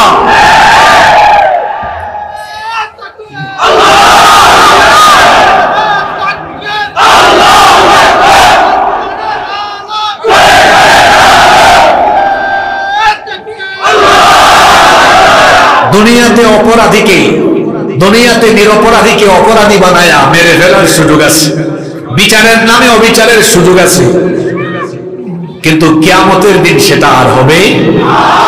এমন বহু মানুষকে দুনিয়া থেকে বিদায় করে দেওয়া হয়েছে যাদের কোনো অপরাধ নাই। এখন এদেরকে যে অন্যায় ভাবে মেরে ফেলা হলো, দুনিয়ায় তো তারা আর বিচার পাইল না। দুনিয়ায় বিচার না পাইলেও আখিরাতে বিচার আছে না না? হাদিসের মধ্যে এসেছে, আল্লাহর নবী বলেছেন, কিয়ামতের দিন আল্লাহ তাআলা যখন বিচার আরম্ভ করবেন তখন 2টা হকের বিচার হবে। হাসরের ময়দানে কয়টা হকের বিচার হবে? একটা হলো হাক্কুল্লাহ, আরেকটা হচ্ছে হাক্কুল ইবাদ। একটা আল্লাহর হক, আরেকটা বান্দার হক। আল্লাহ তাআলা তার নিজের হকের বিচার আরম্ভ করবেন নামাজ দিয়ে। নিজের হকের বিচার আরম্ভ করবেন কি দিয়ে? নামাজ। আল্লাহর হকের বিচার শেষ হয়ে যাওয়ার পর শুরু হবে বান্দার হকের বিচার। আর বান্দার হকের বিচার আরম্ভ হবে যারা অন্যায়ভাবে মানুষের রক্ত ঝরিয়েছে কিংবা অন্যায়ভাবে নিরপরাধ মানুষকে মেরে ফেলেছে, সেই রক্তপাতের বিচার হবে। বান্দার হক সমূহের মধ্যে প্রথম যে হকের বিচার হবে সেটা হবে যারা অন্যায়ভাবে মানুষের রক্ত ঝরিয়ে তার হাতকে রক্তে রঞ্জিত করেছে, কিয়ামতের দিন তারা আল্লাহর কাছে জবাবদিহিতার কাঠ করায় দাঁড় হতে হবে। সুতরাং দুনিয়াতে বিচার হয় নাই তো কি হয়েছে? দুনিয়াতে আপনার পাওয়ার আছে, ক্ষমতা আছে বলে আপনি জোর করে প্রেসার ক্রিয়েট করে ভালো মানুষকে খারাপ বানায়া, নিরপরাধীকে অপরাধী বানায়া আপনি মেরে ফেলতে পারবেন, কিন্তু কিয়ামতের দিন কারো কোনো ক্ষমতা চলবে না। রহমানের বান্দারা অন্যায়ভাবে মানুষের রক্ত ঝরায় না। আরে আমার সমাজেই তো কত জালিম আছে যারা অন্যায়ভাবে মানুষের রক্ত ঝরায়, অন্যায়ভাবে মানুষকে কষ্ট দেয়। খবরদার, সাবধান হয়ে যান, অন্যায়ভাবে মানুষকে কষ্ট দিয়েন না। বান্দার হক এটা বড় গুরুত্বপূর্ণ বিষয়। আল্লাহর হক নষ্ট করলে তাওবা কইরা আল্লাহর কাছ থেকে মাফ নিয়ে নেওয়া যায়, কিন্তু বান্দার হক নষ্ট কইরা আল্লাহর কাছে তওবা কইরাও মাফ নেওয়া যায় না। বান্দার হক বান্দাকে ফিরাইয়া দিবেন না যতক্ষণ, অথবা সংশ্লিষ্ট ব্যক্তির কাছে মাফ নিতে পারবেন না যতক্ষণ, আল্লাহ আপনাকে মাফ করবেন না ততক্ষণ। আল্লাহ আমাদেরকে বুঝার তৌফিক দান করেন। এরপরে 8 নম্বর, রহমানের বান্দারা চরিত্রবান হয়, জিনার ধারে কাছেও যায় না। এজন্য আল্লাহ তাআলা বলছেন ওয়ালা ইয়াজনুনা ওয়া মান ইয়াফআল যালিকা ইয়ালকা আসামা। রহমানের বান্দা যারা জিনা করে না তারা, যুবক ভাইদেরকে বলছি বিবাহ বহির্ভূত হারাম রিলেশনে নিজেকে সম্পৃক্ত করো না। যারা ছাত্র পড়াশোনা করো তাদেরকে বলছি পড়াশোনাকালীন সময়ে ছাত্র জীবনে মেয়েদের ফিতনায় পড়ো না। ছাত্র জীবনে যদি মেয়েদের ফিতনায় পড়ে যাও তোমার ক্যারিয়ার ধ্বংস হয়ে যাবে, চরিত্র নষ্ট হয়ে যাবে, দুনিয়াও ধ্বংস হবে, আখিরাতও ধ্বংস হবে। ছাত্র জীবন, এই জীবনটা হলো পড়াশোনা আর গবেষণার বয়স। পড়ার টেবিলে মনোযোগী হও, ক্লাসে মনোযোগী হও, তাহলে ক্যারিয়ার সুন্দর হবে। আজান হলে পরে নামাজে দৌড়াও, চরিত্র ভালো হবে। পড়াশোনা মনোযোগ দিয়ে করে যদি ক্যারিয়ারটা সুন্দর করতে পারো, নামাজি হয়ে যদি চরিত্রবান হতে পারো, তুমি যদি সুন্দর ক্যারিয়ার আর সুন্দর চরিত্র এস্টাবলিশ করতে পারো, কোনো মেয়ের পিছনে তোমার ঘুরঘুর করা লাগবে না। গোটা ফেনী সুন্দরী সুন্দরী মেয়ের বাপ তোমার মতো সুন্দর ক্যারেক্টার আর সুন্দর চরিত্রবান ছেলের কাছে নিজের সুন্দরী মেয়ে বিয়ে দেওয়ার জন্য তোমার পিছনে তারা ঘুরঘুর আরম্ভ করবে। নিজে সিদ্ধান্ত নাও, অসভ্য ছেলের মতো মেয়েদের পিছনে ঘুরঘুর করবা, নাকি নিজেকে এমন জায়গায় নিয়ে যাবা যাতে করে তোমার পিছনে মানুষ ঘুরঘুর করবে। নিজেই সিদ্ধান্ত নাও। বিবাহ বহির্ভূত কোনো হারাম রিলেশনে নিজেকে সম্পৃক্ত করবেন না। হারামের মধ্যে কোনো আরাম নাই। আর যারা গোপন সম্পর্কে আছেন তাদেরকে বলছি ভাই, হারাম গোপন সম্পর্ক যদি আপনি করেন, কেউ যেটা জানেন না কিন্তু সেটাও যিনি জানেন তিনি কে?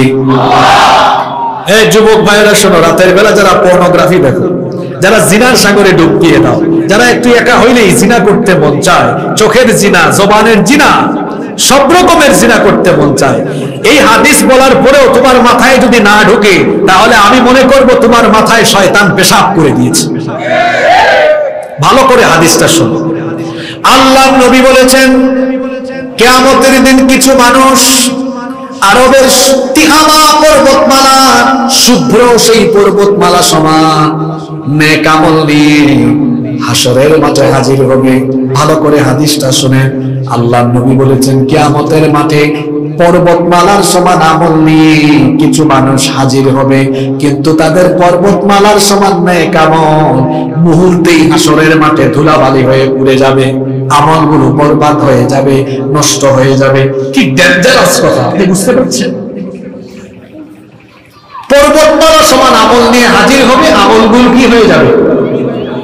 ধুলা। বুঝেন তো, বাতাস আসলে ধুলা কি হয়? আপনার এই পর্বতমালার আমল ধুলা হয়ে উড়ে যাবে, নাই আমল আর নষ্ট বরবাদ। সাহাবীরা এটা শুনে জিজ্ঞেস করলেন, ইয়া রাসূলুল্লাহ, সকলে পড়েন সাল্লাল্লাহু আলাইহি ওয়াসাল্লাম, এত বড় সাংঘাতিক কথা, বড় আশ্চর্য কথা, এতগুলো আমল কোথায় যাবে? মুহূর্তেই কোথায় হারিয়ে যাবে? কেন হারিয়ে যাবে? নবীজি তখন বললেন, সেই লোকগুলো হলো তারা আযান হলেও নামাজে যায়, মাহফিল হলে মাহফিলেও যায়, আবার যাকাত হলে, রমজান আসলে রোজাও রাখে, হজও করেছে, হাজী সাহেব নামের আগে উমরাও করেছে, ভালো ভালো কাজেও থাকে, কিন্তু যখন একা হয়ে যায়, নীরবে নিভৃতে গোপনে হারাম কাজে লিপ্ত থাকে, গোপনে গোপনে একাকী হারাম কাজে লিপ্ত থাকবে যারা, হাসরের ময়দানে আমল শূন্য হয়ে যাবে তারা। কি ডেঞ্জারাস কথা, কি ভয়াবহ কথা! এই একটা হাদিসই তো আমার জীবন পরিবর্তনের জন্য যথেষ্ট। যুবক ভাইদেরকে বলছি, এই বয়সে জিনার সাগরে ডুব দিও না ভাই, নিজের লজ্জাস্থানের হেফাজত করো, চরিত্রবান হও। আল্লাহর নবী সুসংবাদ দিয়েছেন, বুখারীর হাদিস, মাইয়াতমান্নি মা বাইনা লাহিয়াইহি ওয়া রিজলাইহি আদমানু লাহুল জান্নাহ। নবীজি বলেছেন, যে ব্যক্তি তার দু চুয়ালের মধ্যবর্তী জায়গা অর্থাৎ জিহবা এবং দু উরুর মধ্যবর্তী জায়গা অর্থাৎ লজ্জাস্থান এর হেফাজত যারা করবে, চরিত্র যারা ঠিকঠাক রাখবে, চরিত্র যারা সুন্দর করবে, আমি আল্লাহর নবী কাল কিয়ামতের দিন তার জন্য জান্নাতের জিম্মাদার হয়ে যাব। নিজের চরিত্র ঠিক করে ফেলেন, আপনার জন্য জান্নাতের জিম্মাদারি গ্রহণ করবেন মুহাম্মদুর রাসূলুল্লাহ সাল্লাল্লাহু আলাইহি ওয়াসাল্লাম। আল্লাহ এই গুণে আমাদেরকে গুণান্বিত হওয়ার তৌফিক দেন। কষ্ট হচ্ছে আপনাদের? এই তো আমরা শেষ দিকে চলে আসতেছি। নাম্বার 9 নম্বর হলো, রহমানের বান্দা হলো তারা মিথ্যা সাক্ষী দেয় না যারা। আমাদের সমাজে মিথ্যা সাক্ষী আছে না নাই? একটু ফেনী কোর্টে গিয়ে দেখেন, মিথ্যা সাক্ষী দিয়ে কত ভালো মানুষগুলোকে হয়রানি করা হচ্ছে। মিথ্যা সাক্ষী বাতিলকে প্রতিষ্ঠা করে, মিথ্যা সাক্ষী ভালো মানুষকে অনেক সময় মুসিবতে ফেলে দেয়। এজন্য আল্লাহ তাআলা বলছেন, রহমানের বান্দারা তারা কখনো মিথ্যা সাক্ষী দেয় না। ওয়াল্লাযীনা লা ইয়াশহাদুনাজ যুর, রহমানের বান্দা হলো তারা মিথ্যা সাক্ষী দেয় না যারা। আমার সমাজে তাকিয়ে দেখেন, মিথ্যা সাক্ষীদাতা অনেক মানুষই আছে যারা অল্প একটু টাকা খাইয়া মিথ্যা সাক্ষী দেয়, অথবা দুনিয়াবি ফায়দা, দুনিয়াবি স্বার্থ, দুনিয়াবি সামান্য মোহে পড়ে মাঝে মাঝে মিথ্যা সাক্ষ্য দেয়। আর মিথ্যা সাক্ষী দিতে দিতে দিতে দিতে বর্তমান সমাজের মুমিন নামধারী টাটকা মুনাফিকেরা এত নিচে নেমে গিয়েছে, বড় বড় আলেম, বড় বড় দাঈ ইলাল্লাহ, কোরআনের খাদেমদের বিরুদ্ধেও অনেক মানুষ জঘন্য মিথ্যা সাক্ষ্য দিয়েছে। যাব কোথায় আমরা? শয়তানও খিলখিলিয়ে হাসে, দেখছো কি জাতের শয়তান, জাতির শ্রেষ্ঠ সন্তান আলেমদের বিরুদ্ধে মিথ্যা সাক্ষ্য দেয়। আছে না নাই? জোরে বলেন, আছে না নাই? খবরদার, মিথ্যা বলা, মিথ্যা সাক্ষ্য দেওয়া অথবা মিথ্যা যে কোনো কিছু, এটা কিন্তু বাতিলকে প্রতিষ্ঠিত করে, মানুষকে কষ্টে ফেলে দেয়।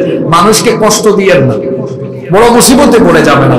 দেখেন না, মিথ্যা মামলাও আছে, বাস পুরাইছে একজন, মামলা খাইছে আরেকজন।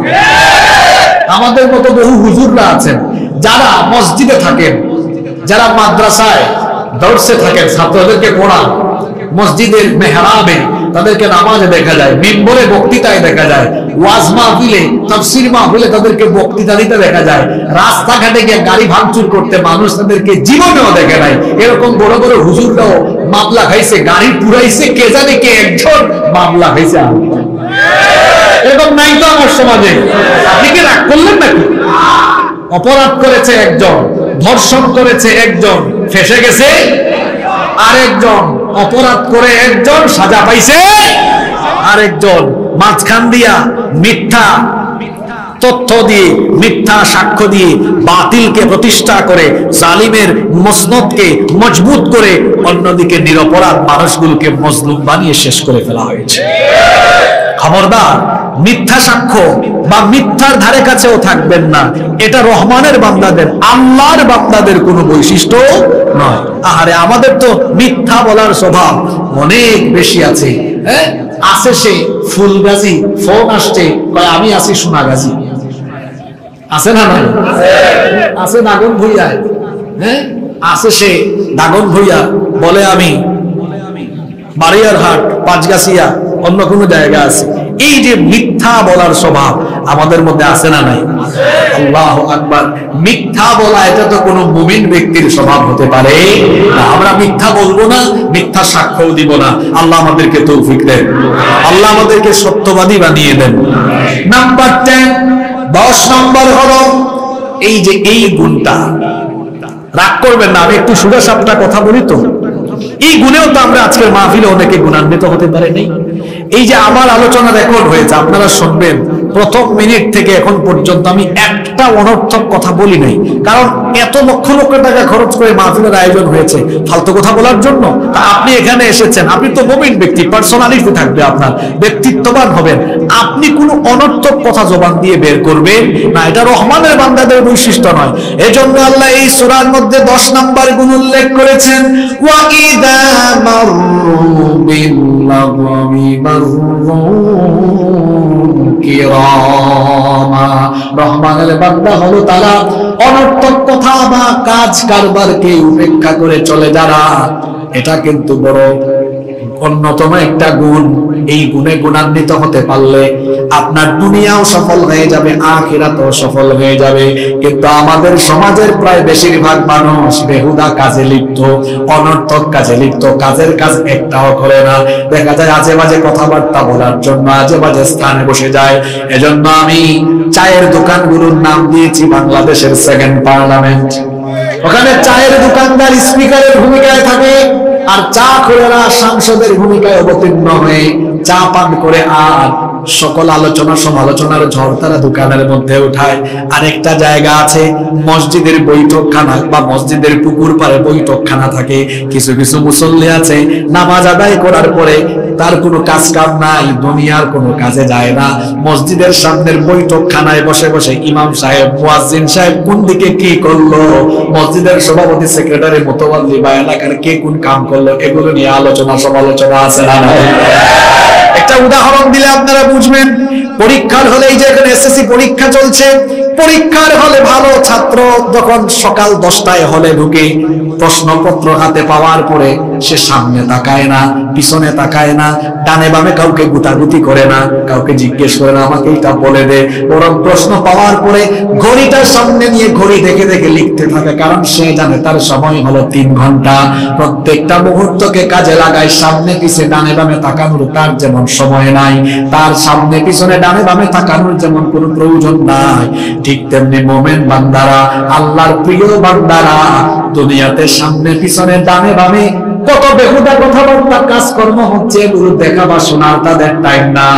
ভালো ছাত্র যেমন 3 ঘন্টা শুধু লিখে, ঠিক তেমনি ভাবে মুমিন বান্দারা, আল্লাহর বান্দারা, রহমানের বান্দারাও মরার আগ পর্যন্ত নেক আমলের প্রতিযোগিতা করে। কিন্তু এখন আমরা বেহুদা টাইম নষ্ট করি ফেসবুকে। আর ফেসবুকের নাম আমি দিয়েছি গীবত বুক, চুগলখুরি বুক, এটার নাম দিয়েছি আমি বিতর্ক বুক, ফেসবুকের নাম আমি দিয়েছি অনর্থক সময় নষ্ট করার বুক। এই ফেসবুকে যত কম থাকবেন ততই ভালো। অনেকে দেখবেন ফেসবুকে বেশি বেশি সময় নষ্ট করে ফটো আপলোড করছে, সারাদিন কমেন্টের রিপ্লাই দিচ্ছে, সারাদিন এর সাথে ওর সাথে ঝগড়া করছে। এই ক্ষেত্রে আমাদের আলেমরাও কিন্তু পিছায়া নাই, আছে না নাই? গত কয়েকদিন ধরে দেখছি আর বড় কষ্ট পাচ্ছি। মেয়ারে হক, শব্দের মাপকাঠি কে? রাসূল সাল্লাল্লাহু আলাইহি ওয়াসাল্লাম নাকি সাহাবীরা? এটা নিয়ে কওমি আলিয়া ঘরানার আলেমদের মধ্যে এবং বিশেষ করে 2 ঘরানার ইসলামী দলের মধ্যে ব্যাপক আলোচনা সমালোচনা, ফেসবুক পোস্ট, পাল্টা পোস্ট, লাইভ পাল্টা লাইভ, এগুলো চলছে। ঠিক আছে কথা? কোন সময় এগুলো চলছে? যেই সময়ে আমাদের সন্তানদের বইয়ের ভেতরে ট্রান্সজেন্ডার, ফাহিম অন্তরার প্রেমের গল্প, নিরাপদ স্পর্শের নামে অনেক অশ্লীলতা, এবং বইয়ের ভেতরে সারেগামা পাধানিসা, লীলাবালি লীলাবালি, বড় যুবতী সৈগু, বিয়ার সাজনী, কন্যা সাজলো, যখন গোটা বইগুলোতে অশ্লীলতা, বেহায়াপনা, নোংরামি দিয়ে ভরে দিয়ে আমার কোমলমতি শিক্ষার্থীদেরকে, আগামী প্রজন্মকে চরিত্রহীন, লম্পট, সমকামী এবং চরিত্রহীন বানানোর অপচেষ্টা চলছে, সেই সময়ে কওমি আলিয়া সকল দল মতের আলেম ওলামারা এক টেবিলে বসে এই মুহূর্তে কি করণীয়, কি করা যায় সেটা নিয়ে যখন সংলাপ করা বসা দরকার, দায়িত্বশীল মহলকে গিয়ে সজাগ করা দরকার, তখন আমাদের রাহবারেরা মেয়ারে হক নিয়ে তারা আলোচনা সমালোচনা আরম্ভ করেছেন। এই মেয়ারে হক, এই যে শব্দটা, এটা কুরআন সুন্নাহর বহুল ব্যবহৃত কোনো পরিভাষাও নয়। ভারতীয় উপমহাদেশে এটা, বিশেষ করে যখন বাংলাদেশ, ভারত, পাকিস্তান সব যখন এক জায়গায় ছিল, এক দেশে আমরা ছিলাম, তখন এক ধরনের আলেমদের থেকে এই শব্দটির উৎপত্তি হয়েছে। রাসূল সাল্লাল্লাহু আলাইহি ওয়াসাল্লাম এবং সাহাবীদেরকে আমরা ভালোবাসবো, তাদেরকে আমরা অনুসরণ করব, অনুকরণ করব, বাস এতটুকু কথা হওয়াই উচিত। আমরা এগুলো নিয়ে আলোচনা সমালোচনা বা নতুন নতুন শব্দের উৎপত্তি ঘটিয়ে জনমনে সাধারণ মানুষের মধ্যে বিভিন্ন ধরনের ফিতনার সৃষ্টি যদি আমরা করি, তাহলে আলেমদের প্রতি মানুষের আস্থা, বিশ্বাস, সম্মান, মর্যাদা দিন দিন কমে যাবে। যদি এগুলো কথা বলা প্রয়োজনই হয়, তাহলে পর্দার অন্তরালে নিজেরা বসে আলোচনা করা যায়। এই যে ফেসবুকে এই শব্দগুলো বলছেন, এই যে আমার সামনেও যারা আছে, এদের মধ্যে 99% মানুষ হয়তো এই শব্দটা অনেকে নতুন শুনেছে, বা শুনলেও অনেকে এই শব্দের আগাও বুঝে না, মাথাও বুঝে না। এগুলো তো একাডেমিক কিছু শব্দ, এই শব্দগুলো নিয়ে তো বসে আলোচনা করা যায় নিজেরা নিজেদের মধ্যে। এগুলো তো জনগণে বা মানুষের সামনে পাবলিক সাইটে এনে ফিতনার মধ্যে আরো ফিতনা লাগানো উচিত নয়। উচিত ছিল উম্মতকে এক রাখা। এমনিতেই উম্মতের ঘরে আগুন জ্বলছে, উচিত ছিল সবাইকে পানি নিয়ে এগিয়ে এসে উম্মতের ঘরের আগুন নিভিয়ে ঠান্ডা করে উম্মতকে একত্রিত করা। কিন্তু হায় হায় হায়, আগুন নিভাবে কারা? দেখা যাচ্ছে আগুন লাগার পরে পানি নিয়ে না এসে কেরোসিন নিয়ে এসে আবার আগুন আরো জ্বালিয়ে দেওয়ার উপক্রম হচ্ছে। এদিকে আলেমে কামড়া কামড়ি হচ্ছে, আর ওই দিকে আমরা বাহাস করছি, সংলাপ করছি, ভিডিও পাল্টা ভিডিও, আলোচনা পাল্টা সমালোচনা, এগুলো করছি। আর অন্যদিকে ট্রান্সজেন্ডার পড়াইয়া এবং অন্যান্য অসভ্যতামি নোংরামি বাচ্চাদেরকে শিখাইয়া সামনে পরীক্ষা চলে আসতেছে। আপনারা আমার কথা বুঝতেছেন? বুঝতেছেন? আমার কিছু কিছু আলেমও এখন বের হয়েছেন। আমি এই কথাগুলো কোনোদিন মাহফিলে বলি না, কারণ কারো সমালোচনা করা, কারো সম্পর্কে কথা বলা আমি এটা পছন্দ করি না। কারণ কোরআনের মাহফিল কাউকে নিয়ে কটাক্ষ করা, কাউকে নিয়ে সমালোচনা করার জায়গা নয়। কিন্তু এটা আজকে বাধ্য হয়ে বলতে হচ্ছে। কিছু কিছু ভাইরা দেখা যাচ্ছে সারাদিন ফেসবুকে থাকে, তারপরে ফেসবুকে কি সারাদিন দেখলো সেই গুরুত্বপূর্ণ ভাইরাল ইস্যুগুলো নিয়ে তার মাহফিলে 50 মিনিট বা 1 ঘন্টা এগুলো নিয়ে আলোচনা করলো। নিজে সব সময় আলোচনায় থাকতে চায়, অথবা এই আলেম কি করলো, ওই আলেম কি করলো, এই আলেম কি করলো, ওই আলেম কি হলো। আমার ভাই, মুমিন তো মুমিনের আয়না। আয়নার সামনে দাঁড়ালে যেমন, আমি আয়নার সামনে দাঁড়ালাম, আমার চেহারার মধ্যে কোনো খুঁত আছে কিনা, আমার শরীর ঠিক আছে কিনা, আমার কাপড় চোপড় ঠিক আছে কিনা, আয়না কি সেটা বলে দিবে না? এক মুমিন আরেক মুমিনের আয়না। আমার কোনো ভাই ভুল করতে পারে, তার মধ্যে কোনো ভুল থাকতে পারে। এখনকার দিনে যোগাযোগ সহজ না কঠিন? জোরে বলেন। প্রত্যেকের ফেসবুক অ্যাকাউন্ট আছে, আমি তাকে ইনবক্সে নক করতে পারি, অথবা বিশেষ করে যারা অত্যন্ত সুপরিচিত তাদের নাম্বার পাওয়া তো ব্যাপারই না। যোগাযোগ করা আজকাল কত ইজি।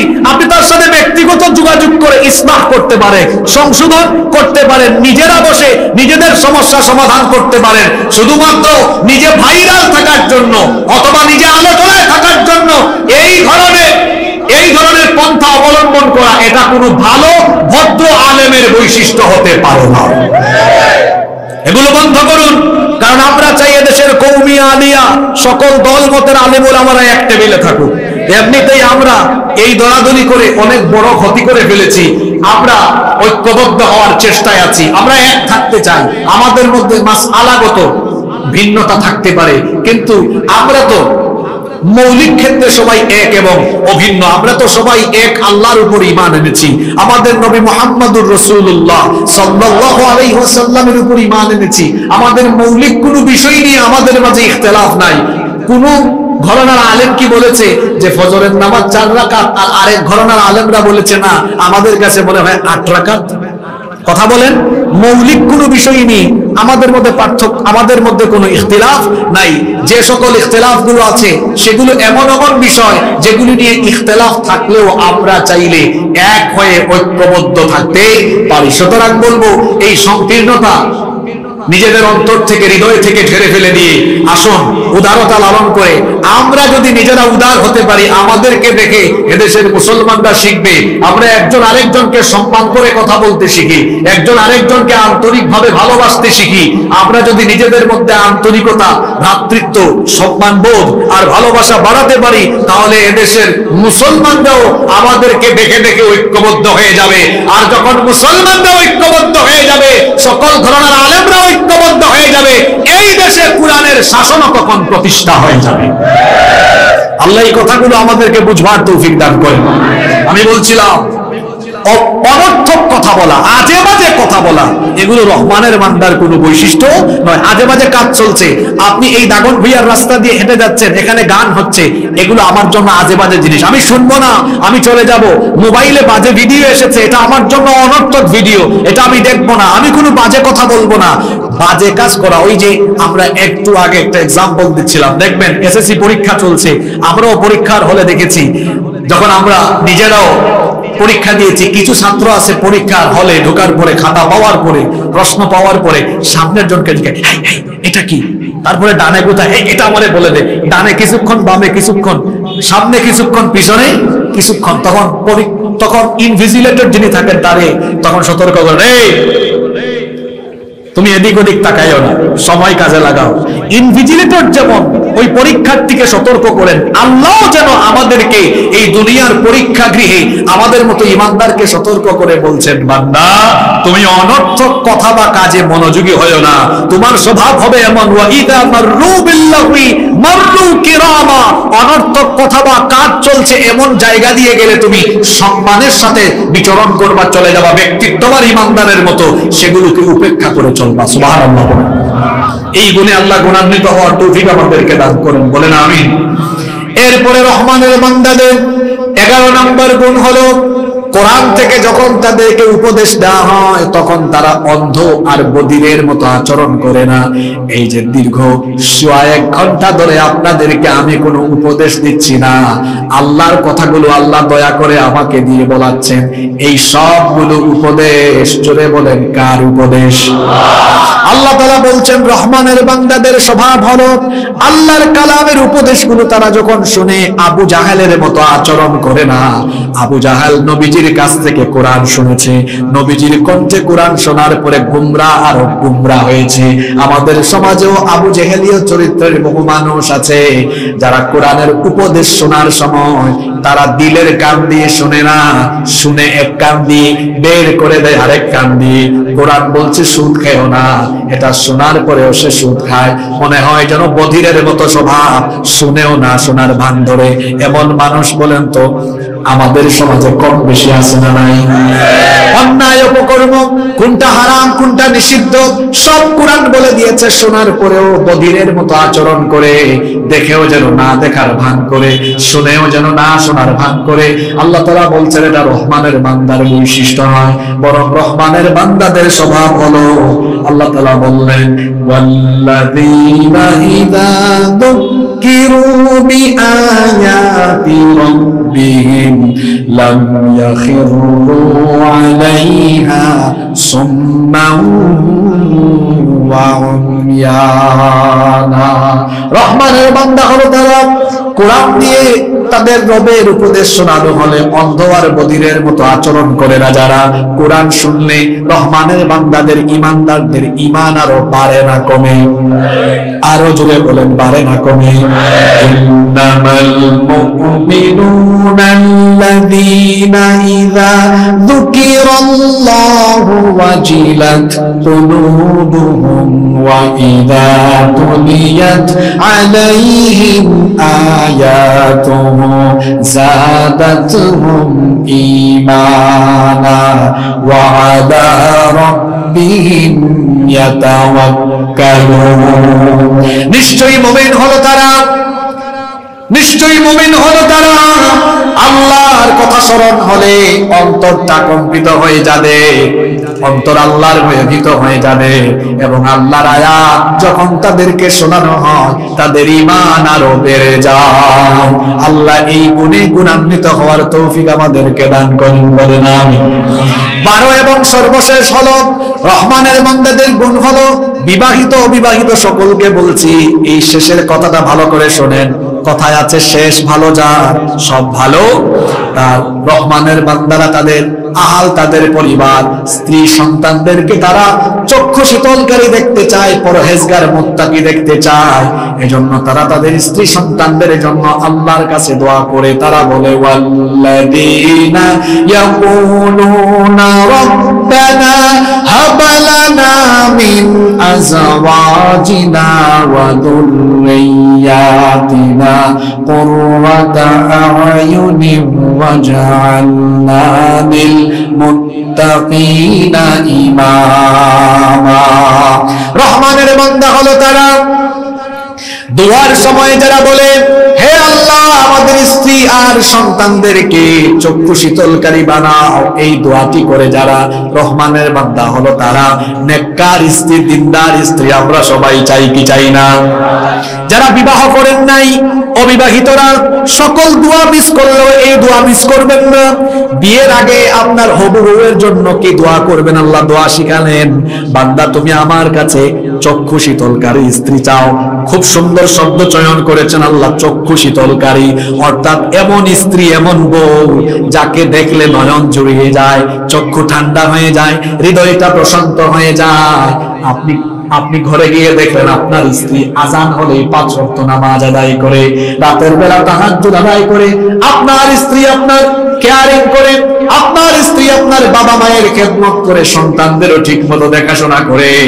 এমন স্ত্রী যদি আপনার চক্ষু দেখে, বলেন তো চক্ষু ঠান্ডা হবে কি হবে না?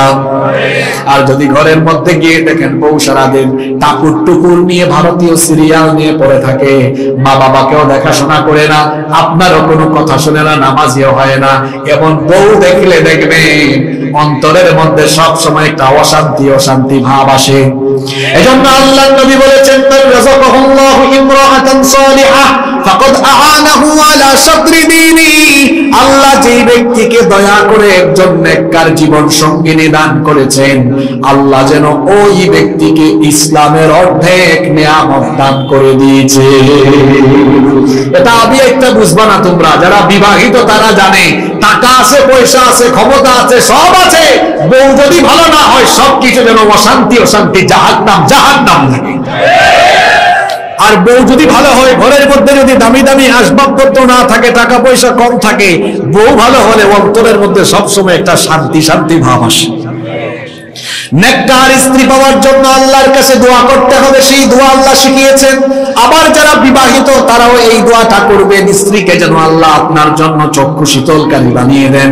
দোয়ার পরবর্তী অংশটা হলো, আল্লাহ শুধু আমাদের স্ত্রী নয়, আমাদের সন্তানগুলোকেও আমাদের জন্য চক্ষু শীতলকারী বানিয়ে দেন। আর সন্তান ছেলে মেয়ে যদি নষ্ট হয়ে যায় তাহলে দুঃখের কোনো শেষ নাই। আপনি যদি বাড়িতে দেখেন আপনার ছেলে আজান হলেই আপনাকে এসে বলে আব্বু চলেন মসজিদে যাই, আপনার ছেলে যদি বাড়ির সবার সাথে ভালো আচরণ করে, এলাকার সবাইকে সম্মান করে, এলাকার মানুষজন বলবে অমুক সাহেবের ছেলে এত ভালো, তার আচার আচরণ কথাবার্তা এত সুন্দর, আসলেই ছেলেটা ভালো। এমন কথা যদি আপনার কান শুনে, বলেন তো আপনার সেই ছেলেটাকে দেখলে কলিজা ঠান্ডা হবে কি হবে না? আপনার ছেলে মেয়ে যেন চক্ষু শীতলকারী হয়, এজন্য আল্লাহ দোয়া শিখিয়েছেন, বান্দা তোমার স্ত্রী আর সন্তানকে তুমি যেন পরহেজগার চক্ষু শীতলকারী হিসেবে পাও। এজন্য আমার কাছে তুমি দোয়া করো, এটা আমার প্রিয় বান্দার বৈশিষ্ট্য। আল্লাহ তাআলা দয়া করে দোয়াটাও শিখাইয়া দিলেন, কেউ চুপ থাকবেন না, সবাই আমার সঙ্গে পড়েন, রব্বানা হাব লানা মিন আজওয়াজিনা ওয়া যুররিয়্যাতিনা কুররাতা আ'য়ুনিন ওয়াজআলনা লিল মুত্তাকিনা ইমামা। হে আমাদের রব, আমাদের স্ত্রী সন্তানদেরকে তুমি আমাদের জন্য চক্ষু শীতলকারী বানিয়ে দাও, আর আমাদেরকে মুত্তাকিদের ইমাম বানিয়ে দাও। ভালো করে শোনেন। অনেকে আছেন তার ছেলেকে নিয়ে একজন আলেমের কাছে এসে বললেন, হুজুর দোয়া করেন আমার ছেলেটা যেন আপনার মতো আলেম হতে পারে। বাবা, আপনার স্বপ্ন এত ছোট কেন? আপনার ছেলে অমুক আলেমের মতো তমুক আলেমের মতো আলেম হবে কেন? আল্লাহ এত বড় স্বপ্ন দেখালেন, এত সুন্দর দোয়া শিখালেন। আল্লাহ বলছেন তুমি দোয়া করো তোমার স্ত্রী সন্তান যেন মুত্তাকিদের ইমাম হয়। কাদের ইমাম? আম জনতার ইমাম না মুত্তাকিদের ইমাম? মুত্তাকি কারা? ইন্না আকরামাকুম ইনদাল্লাহি আতকাকুম। কোরআনের এক আয়াতের তাফসীর অন্য আয়াতে পাওয়া যায়, আল্লাহর কাছে সকল মানুষের মধ্যে সবচাইতে সম্মানিত তারা মুত্তাকি যারা। সুবহানাল্লাহ পড়েন। তাহলে আল্লাহ দোয়া শিখাচ্ছেন তোমার ছেলেকে অমুক তমুকের মতো বানাবা কেন? তোমার মেয়ে অমুক তমুকের মতো হবে কেন? আমি তোমাকে বড় স্বপ্ন দেখাচ্ছি, সুন্দর দোয়া শিখাচ্ছি, তুমি দোয়া করো আল্লাহ যেন তোমার সন্তানকে তামাম দুনিয়ার মুত্তাকিদের ইমাম বানান। সাধারণ মানুষের না মুত্তাকিদের? আল্লাহর কাছে সবচেয়ে সম্মানিত কারা? জোরে বলেন। মানে আল্লাহর প্রিয় বান্দাদের লিডার, প্রিয় বান্দাদের নেতা। তাইলে মুত্তাকিদের ইমাম যে হবে সে কি বেশি মুত্তাকি না কম মুত্তাকি? আরো বেশি মুত্তাকি। তাহলে আর কোনোদিন কোন হুজুরের কাছে গিয়া বললেন না ওই ঝাড়ফুঁক করে দেন, মাথায় হাত বুলায় দেন, আপনার মতো যেন হতে পারে। 5 ওয়াক্ত নামাজে এই দোয়াটা পড়বে, আল্লাহ আমার স্ত্রী আমার সন্তানকে নয়ন শীতলকারী বানিয়ে দাও, আর আমাদেরকে গোটা পরিবারের সবাইকে তুমি মুত্তাকিদের ইমাম বানিয়ে দাও। বলে না আমিন। এখানে কয়টা গুণের কথা আমরা বললাম? আপনারা হচ্ছেন আজকের মাহফিলের রিয়েল শ্রোতা। আমাদের 10% শ্রোতা দেখা যাচ্ছে না। এরা আসছিল দেখি তো হুজুরের চেহারা সুরত কেমন, হুজুরের কণ্ঠ কেমন, হুজুর চিল্লাইতে পারে কেমন। এরা হচ্ছে ওই জাতের। ওরা হলো এমন শ্রোতা যারা মাহফিলে হেদায়েতের নিয়তে আসে না। আপনারা যারা এতক্ষণ ছিলেন আপনারা অ্যাক্টিভ আসল শ্রোতা। এবার আপনাদের উদ্দেশ্যে মূল কথাটা বলে দেই। এই যে 12টি গুণ আল্লাহ এক এক করে বর্ণনা করলেন, এই গুণগুলো যদি আমরা অর্জন করি আমাদের ফায়দা কি হবে, আমাদের বেনিফিট কি হবে? এবার সেই বেনিফিটের কথা আল্লাহ শোনাচ্ছেন। আল্লাহ তাআলা বলছেন এই গুণগুলোতে তোমরা যদি গুণান্বিত হতে পারো, উলাইকা ইউজজাউনাল গুরফাতা বিমা সাবারু ওয়া ইউলাকাউনা ফিহা তাহিয়াতান ওয়া সালামা খালিদিনা ফিহা হাসুনাত মুস্তাকাররান ওয়া মুকামা। এই গুণগুলোতে গুণান্বিত হবে যারা চিরস্থায়ী জান্নাতের সুউচ্চ প্রাসাদের সুসংবাদ পাবে তারা। এই গুণগুলো অর্জন করলে জান্নাতের সুউচ্চ প্রাসাদে আমাদেরকে যিনি আবাসস্থল ঠিক করে দিবেন, গলার আওয়াজ বড় করে সবাই বলেন তো তিনি কে? রহমানের বান্দাদের কয়টা গুণ এই সূরার শেষে বলা হয়েছে? এই 12টা গুণ কে বলতে পারবেন? মাশাআল্লাহ মাশাআল্লাহ। ওই সবুজ পাঞ্জাবি ভাই বলুন দেখি। ভাই নীল পাঞ্জাবি না নেভি ব্লু বলেন তো ভাই। মাশাআল্লাহ বলেন।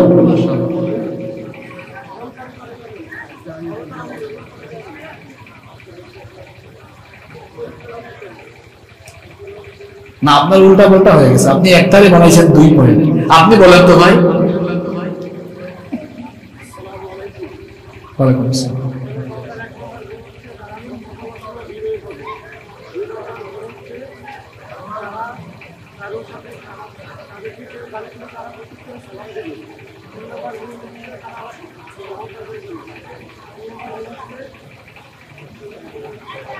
না আপনিও বলতে পারেন। এই তো বলেন না, দেখে বলা যাবে না। আপনারা হাসলেন কেন? আমার এই ভাই সে আমার মতো। এই যে দেখেন আমার সামনে নোট আছে, দেখেছেন নোট কেন আছে? কেন আমি নোট করে কথা বলবো? কারণ আমি 1 ঘন্টা 1.5 ঘন্টা বক্তব্য দিব, আমি আমার পয়েন্টের বাইরে কথা বলবো না। আমি একটা টপিক ধরবো, শেষ পর্যন্ত ওই টপিকেই কথা বলবো। কিছুক্ষণ ডানে ব্রেক মারবো না, বামে ব্রেক মারবো না, সময় নষ্ট করবো না। আমার এই ভাইকে নিয়ে আপনারা হাসলেন। আমার তো মনে হয় আজকের সবচেয়ে সেরা অ্যাক্টিভ শ্রোতা হলো সে। বলতে পারুক আর না পারুক, সে তো বসে বসে পুরো আলোচনা শুনে পয়েন্টগুলো নোট করে ফেলেছে। এটা একজন ভালো শ্রোতার বৈশিষ্ট্য। আমি জানি আপনারা সবাই পারেন, কিন্তু অনেক মানুষ আছে অনেক জ্ঞানী, দেখবেন আমাদের এলাকায়ও আছে, অনেক জানে কিন্তু মানুষের সামনে দাঁড়াইলে বলতে পারেন। এরকম আছে না? আছে। হয়তো আজকে এরকম মানুষ একটু বেশি, একটু সাহসিকতার অভাবে বলতে পারছে না, আসলে সবই জানে। আমি সহজ করে দিই। 1 নাম্বার, রহমানের বান্দারা ভদ্র না অভদ্র? জোরে বলেন, ভদ্র না অভদ্র? অহংকারী না বিনয়ী? এই হেলিকপ্টার দেখছেন তো, ড্রোন দেখছেন তো, এই জন্য আপনি পারেন নাই। অ্যাক্টিভ হলে এক নিঃশ্বাসে বলে ফেলতেন। যারা যদি বলতে পারতেন আজকে কিন্তু হাদিয়া পাইতেন। যাই হোক, কি পারবেন? এতক্ষণ হাত তোলা নাই, মুখস্থ করছেন? আচ্ছা বলেন, ঠিক আছে। মাশাআল্লাহ, সাহস আছে। মাশাআল্লাহ বলেন, সাহস আছে। বলেন কিরকম আগায় আসছে দেখছেন? আমি একদম সিনা টানায়া বলেন মাশাআল্লাহ। তারা অহংকারী হয় না, বদমেজাজি হয় না, তাহাজ্জুদ গুজার হয়, তাহাজ্জুদ গুজার হয় এবং জাহান্নাম থেকে বাঁচার জন্য দোয়া করে, আল্লাহর সাথে কাউকে শিরক করে না, মিথ্যা সাক্ষী দেয় না, সত্যবাদী, তারপরে ছেলে সন্তান চক্ষু শীতলের জন্য দোয়া করে, অনেক কোনো কথা বলে না। আমার ভাই বলে ফেলছে, মাঝখানে ওই যে ভয়ের কারণে এতগুলা মানুষ সামনে তো মাঝখানে একটা ফালাই আসছে, কৃপণ হয় না, দানশীল হয়। হ্যাঁ, তারপরে আরো 1-2টা মাঝখানে ছুটে গেছে, কোরআন অন্ধ আর বধিরের মতো শোনে না, এই হেদায়েতের উদ্দেশ্যে শোনে। মাশাআল্লাহ। যাই হোক, আমার ভাই অন্যদের চেয়ে এগিয়ে আছে, বলেন মাশাআল্লাহ। বসেন, 100তে 100 পাইলে হাদিয়া থাকে, এরকম হবে না। মাশাআল্লাহ। তবে আপনাদের আরো মনোযোগ দিয়ে শোনা উচিত ছিল। আমি এটা আজকের মাহফিলে না, আমি সকল মাহফিলে আলোচনার শেষে মানুষকে প্রশ্ন করে বুঝি, কি বুঝছেন বলেন, সামারি বলেন, পুরো আলোচনার সামারিটা কি। যাই হোক, চলেন আমরা সামারিটা 1 মিনিটে জেনে নেই। রহমানের বান্দারা হয় নম্র, ভদ্র, বিনয়ী। 2 নাম্বার, রহমানের বান্দারা উগ্র হয় না, বদমেজাজি হয় না, বরং তারা হয় সহনশীল। রহমানের বান্দারা কি হয়? সহনশীল। 3 নাম্বার, রহমানের বান্দারা রাতের বেলা তামাশা করে না, সাজদা দেয় কাকে? 4 নাম্বার, রহমানের বান্দারা ইবাদত গুজারি হয়ে অহংকার হয়ে যায় না, আল্লাহর আযাব থেকে বাঁচার জন্য আল্লাহর কাছে কি করে? দোয়া করে। 5 নাম্বার, রহমানের বান্দারা কৃপণও হয় না, অপব্যয়কারীও হয় না, তারা কি হয়? দানশীল। জোরে বলেন, দান করছেন তো সবাই? কারা কারা করছেন দেখে হাত তোলেন তো। যারা করে নাই হয়তো বাড়ি থেকে আসার সময় কিছু নিয়ে আসে নাই, আল্লাহ তাদেরকে আরো বড় দানশীল বানিয়ে দেন। 6 নাম্বার, রহমানের বান্দারা আল্লাহর সাথে কাউকে শরীক করে না। 7 নাম্বার, রহমানের বান্দারা অন্যায় ভাবে মানুষ হত্যা করে না। 8 নাম্বার, রহমানের বান্দারা জিনা ব্যভিচারের ধারে কাছেও যায় না। 9 নম্বর, রহমানের বান্দারা মিথ্যা সাক্ষ্য দেয় না। 10 নম্বর, রহমানের বান্দারা অনর্থক কথা বা কাজের ধারে কাছেও যায় না। 11 নম্বর, রহমানের বান্দারা কোরআন অন্ধ আর বধিরের মতো শোনে না, শোনে তারা হেদায়েতের উদ্দেশ্যে। 12 নম্বর হলো স্ত্রী, সন্তান আর নিজের গোটা পরিবারকে পরহেজগার হওয়ার জন্য, বিশেষ করে স্ত্রী সন্তানকে চক্ষু শীতলকারী হিসেবে পাওয়ার জন্য দোয়া করে কার কাছে? এই 12টি গুণে যদি আমরা গুণান্বিত হতে পারি, আমাদের জীবন সুন্দর হয়ে যাবে, আমাদের জীবন সফল হয়ে যাবে।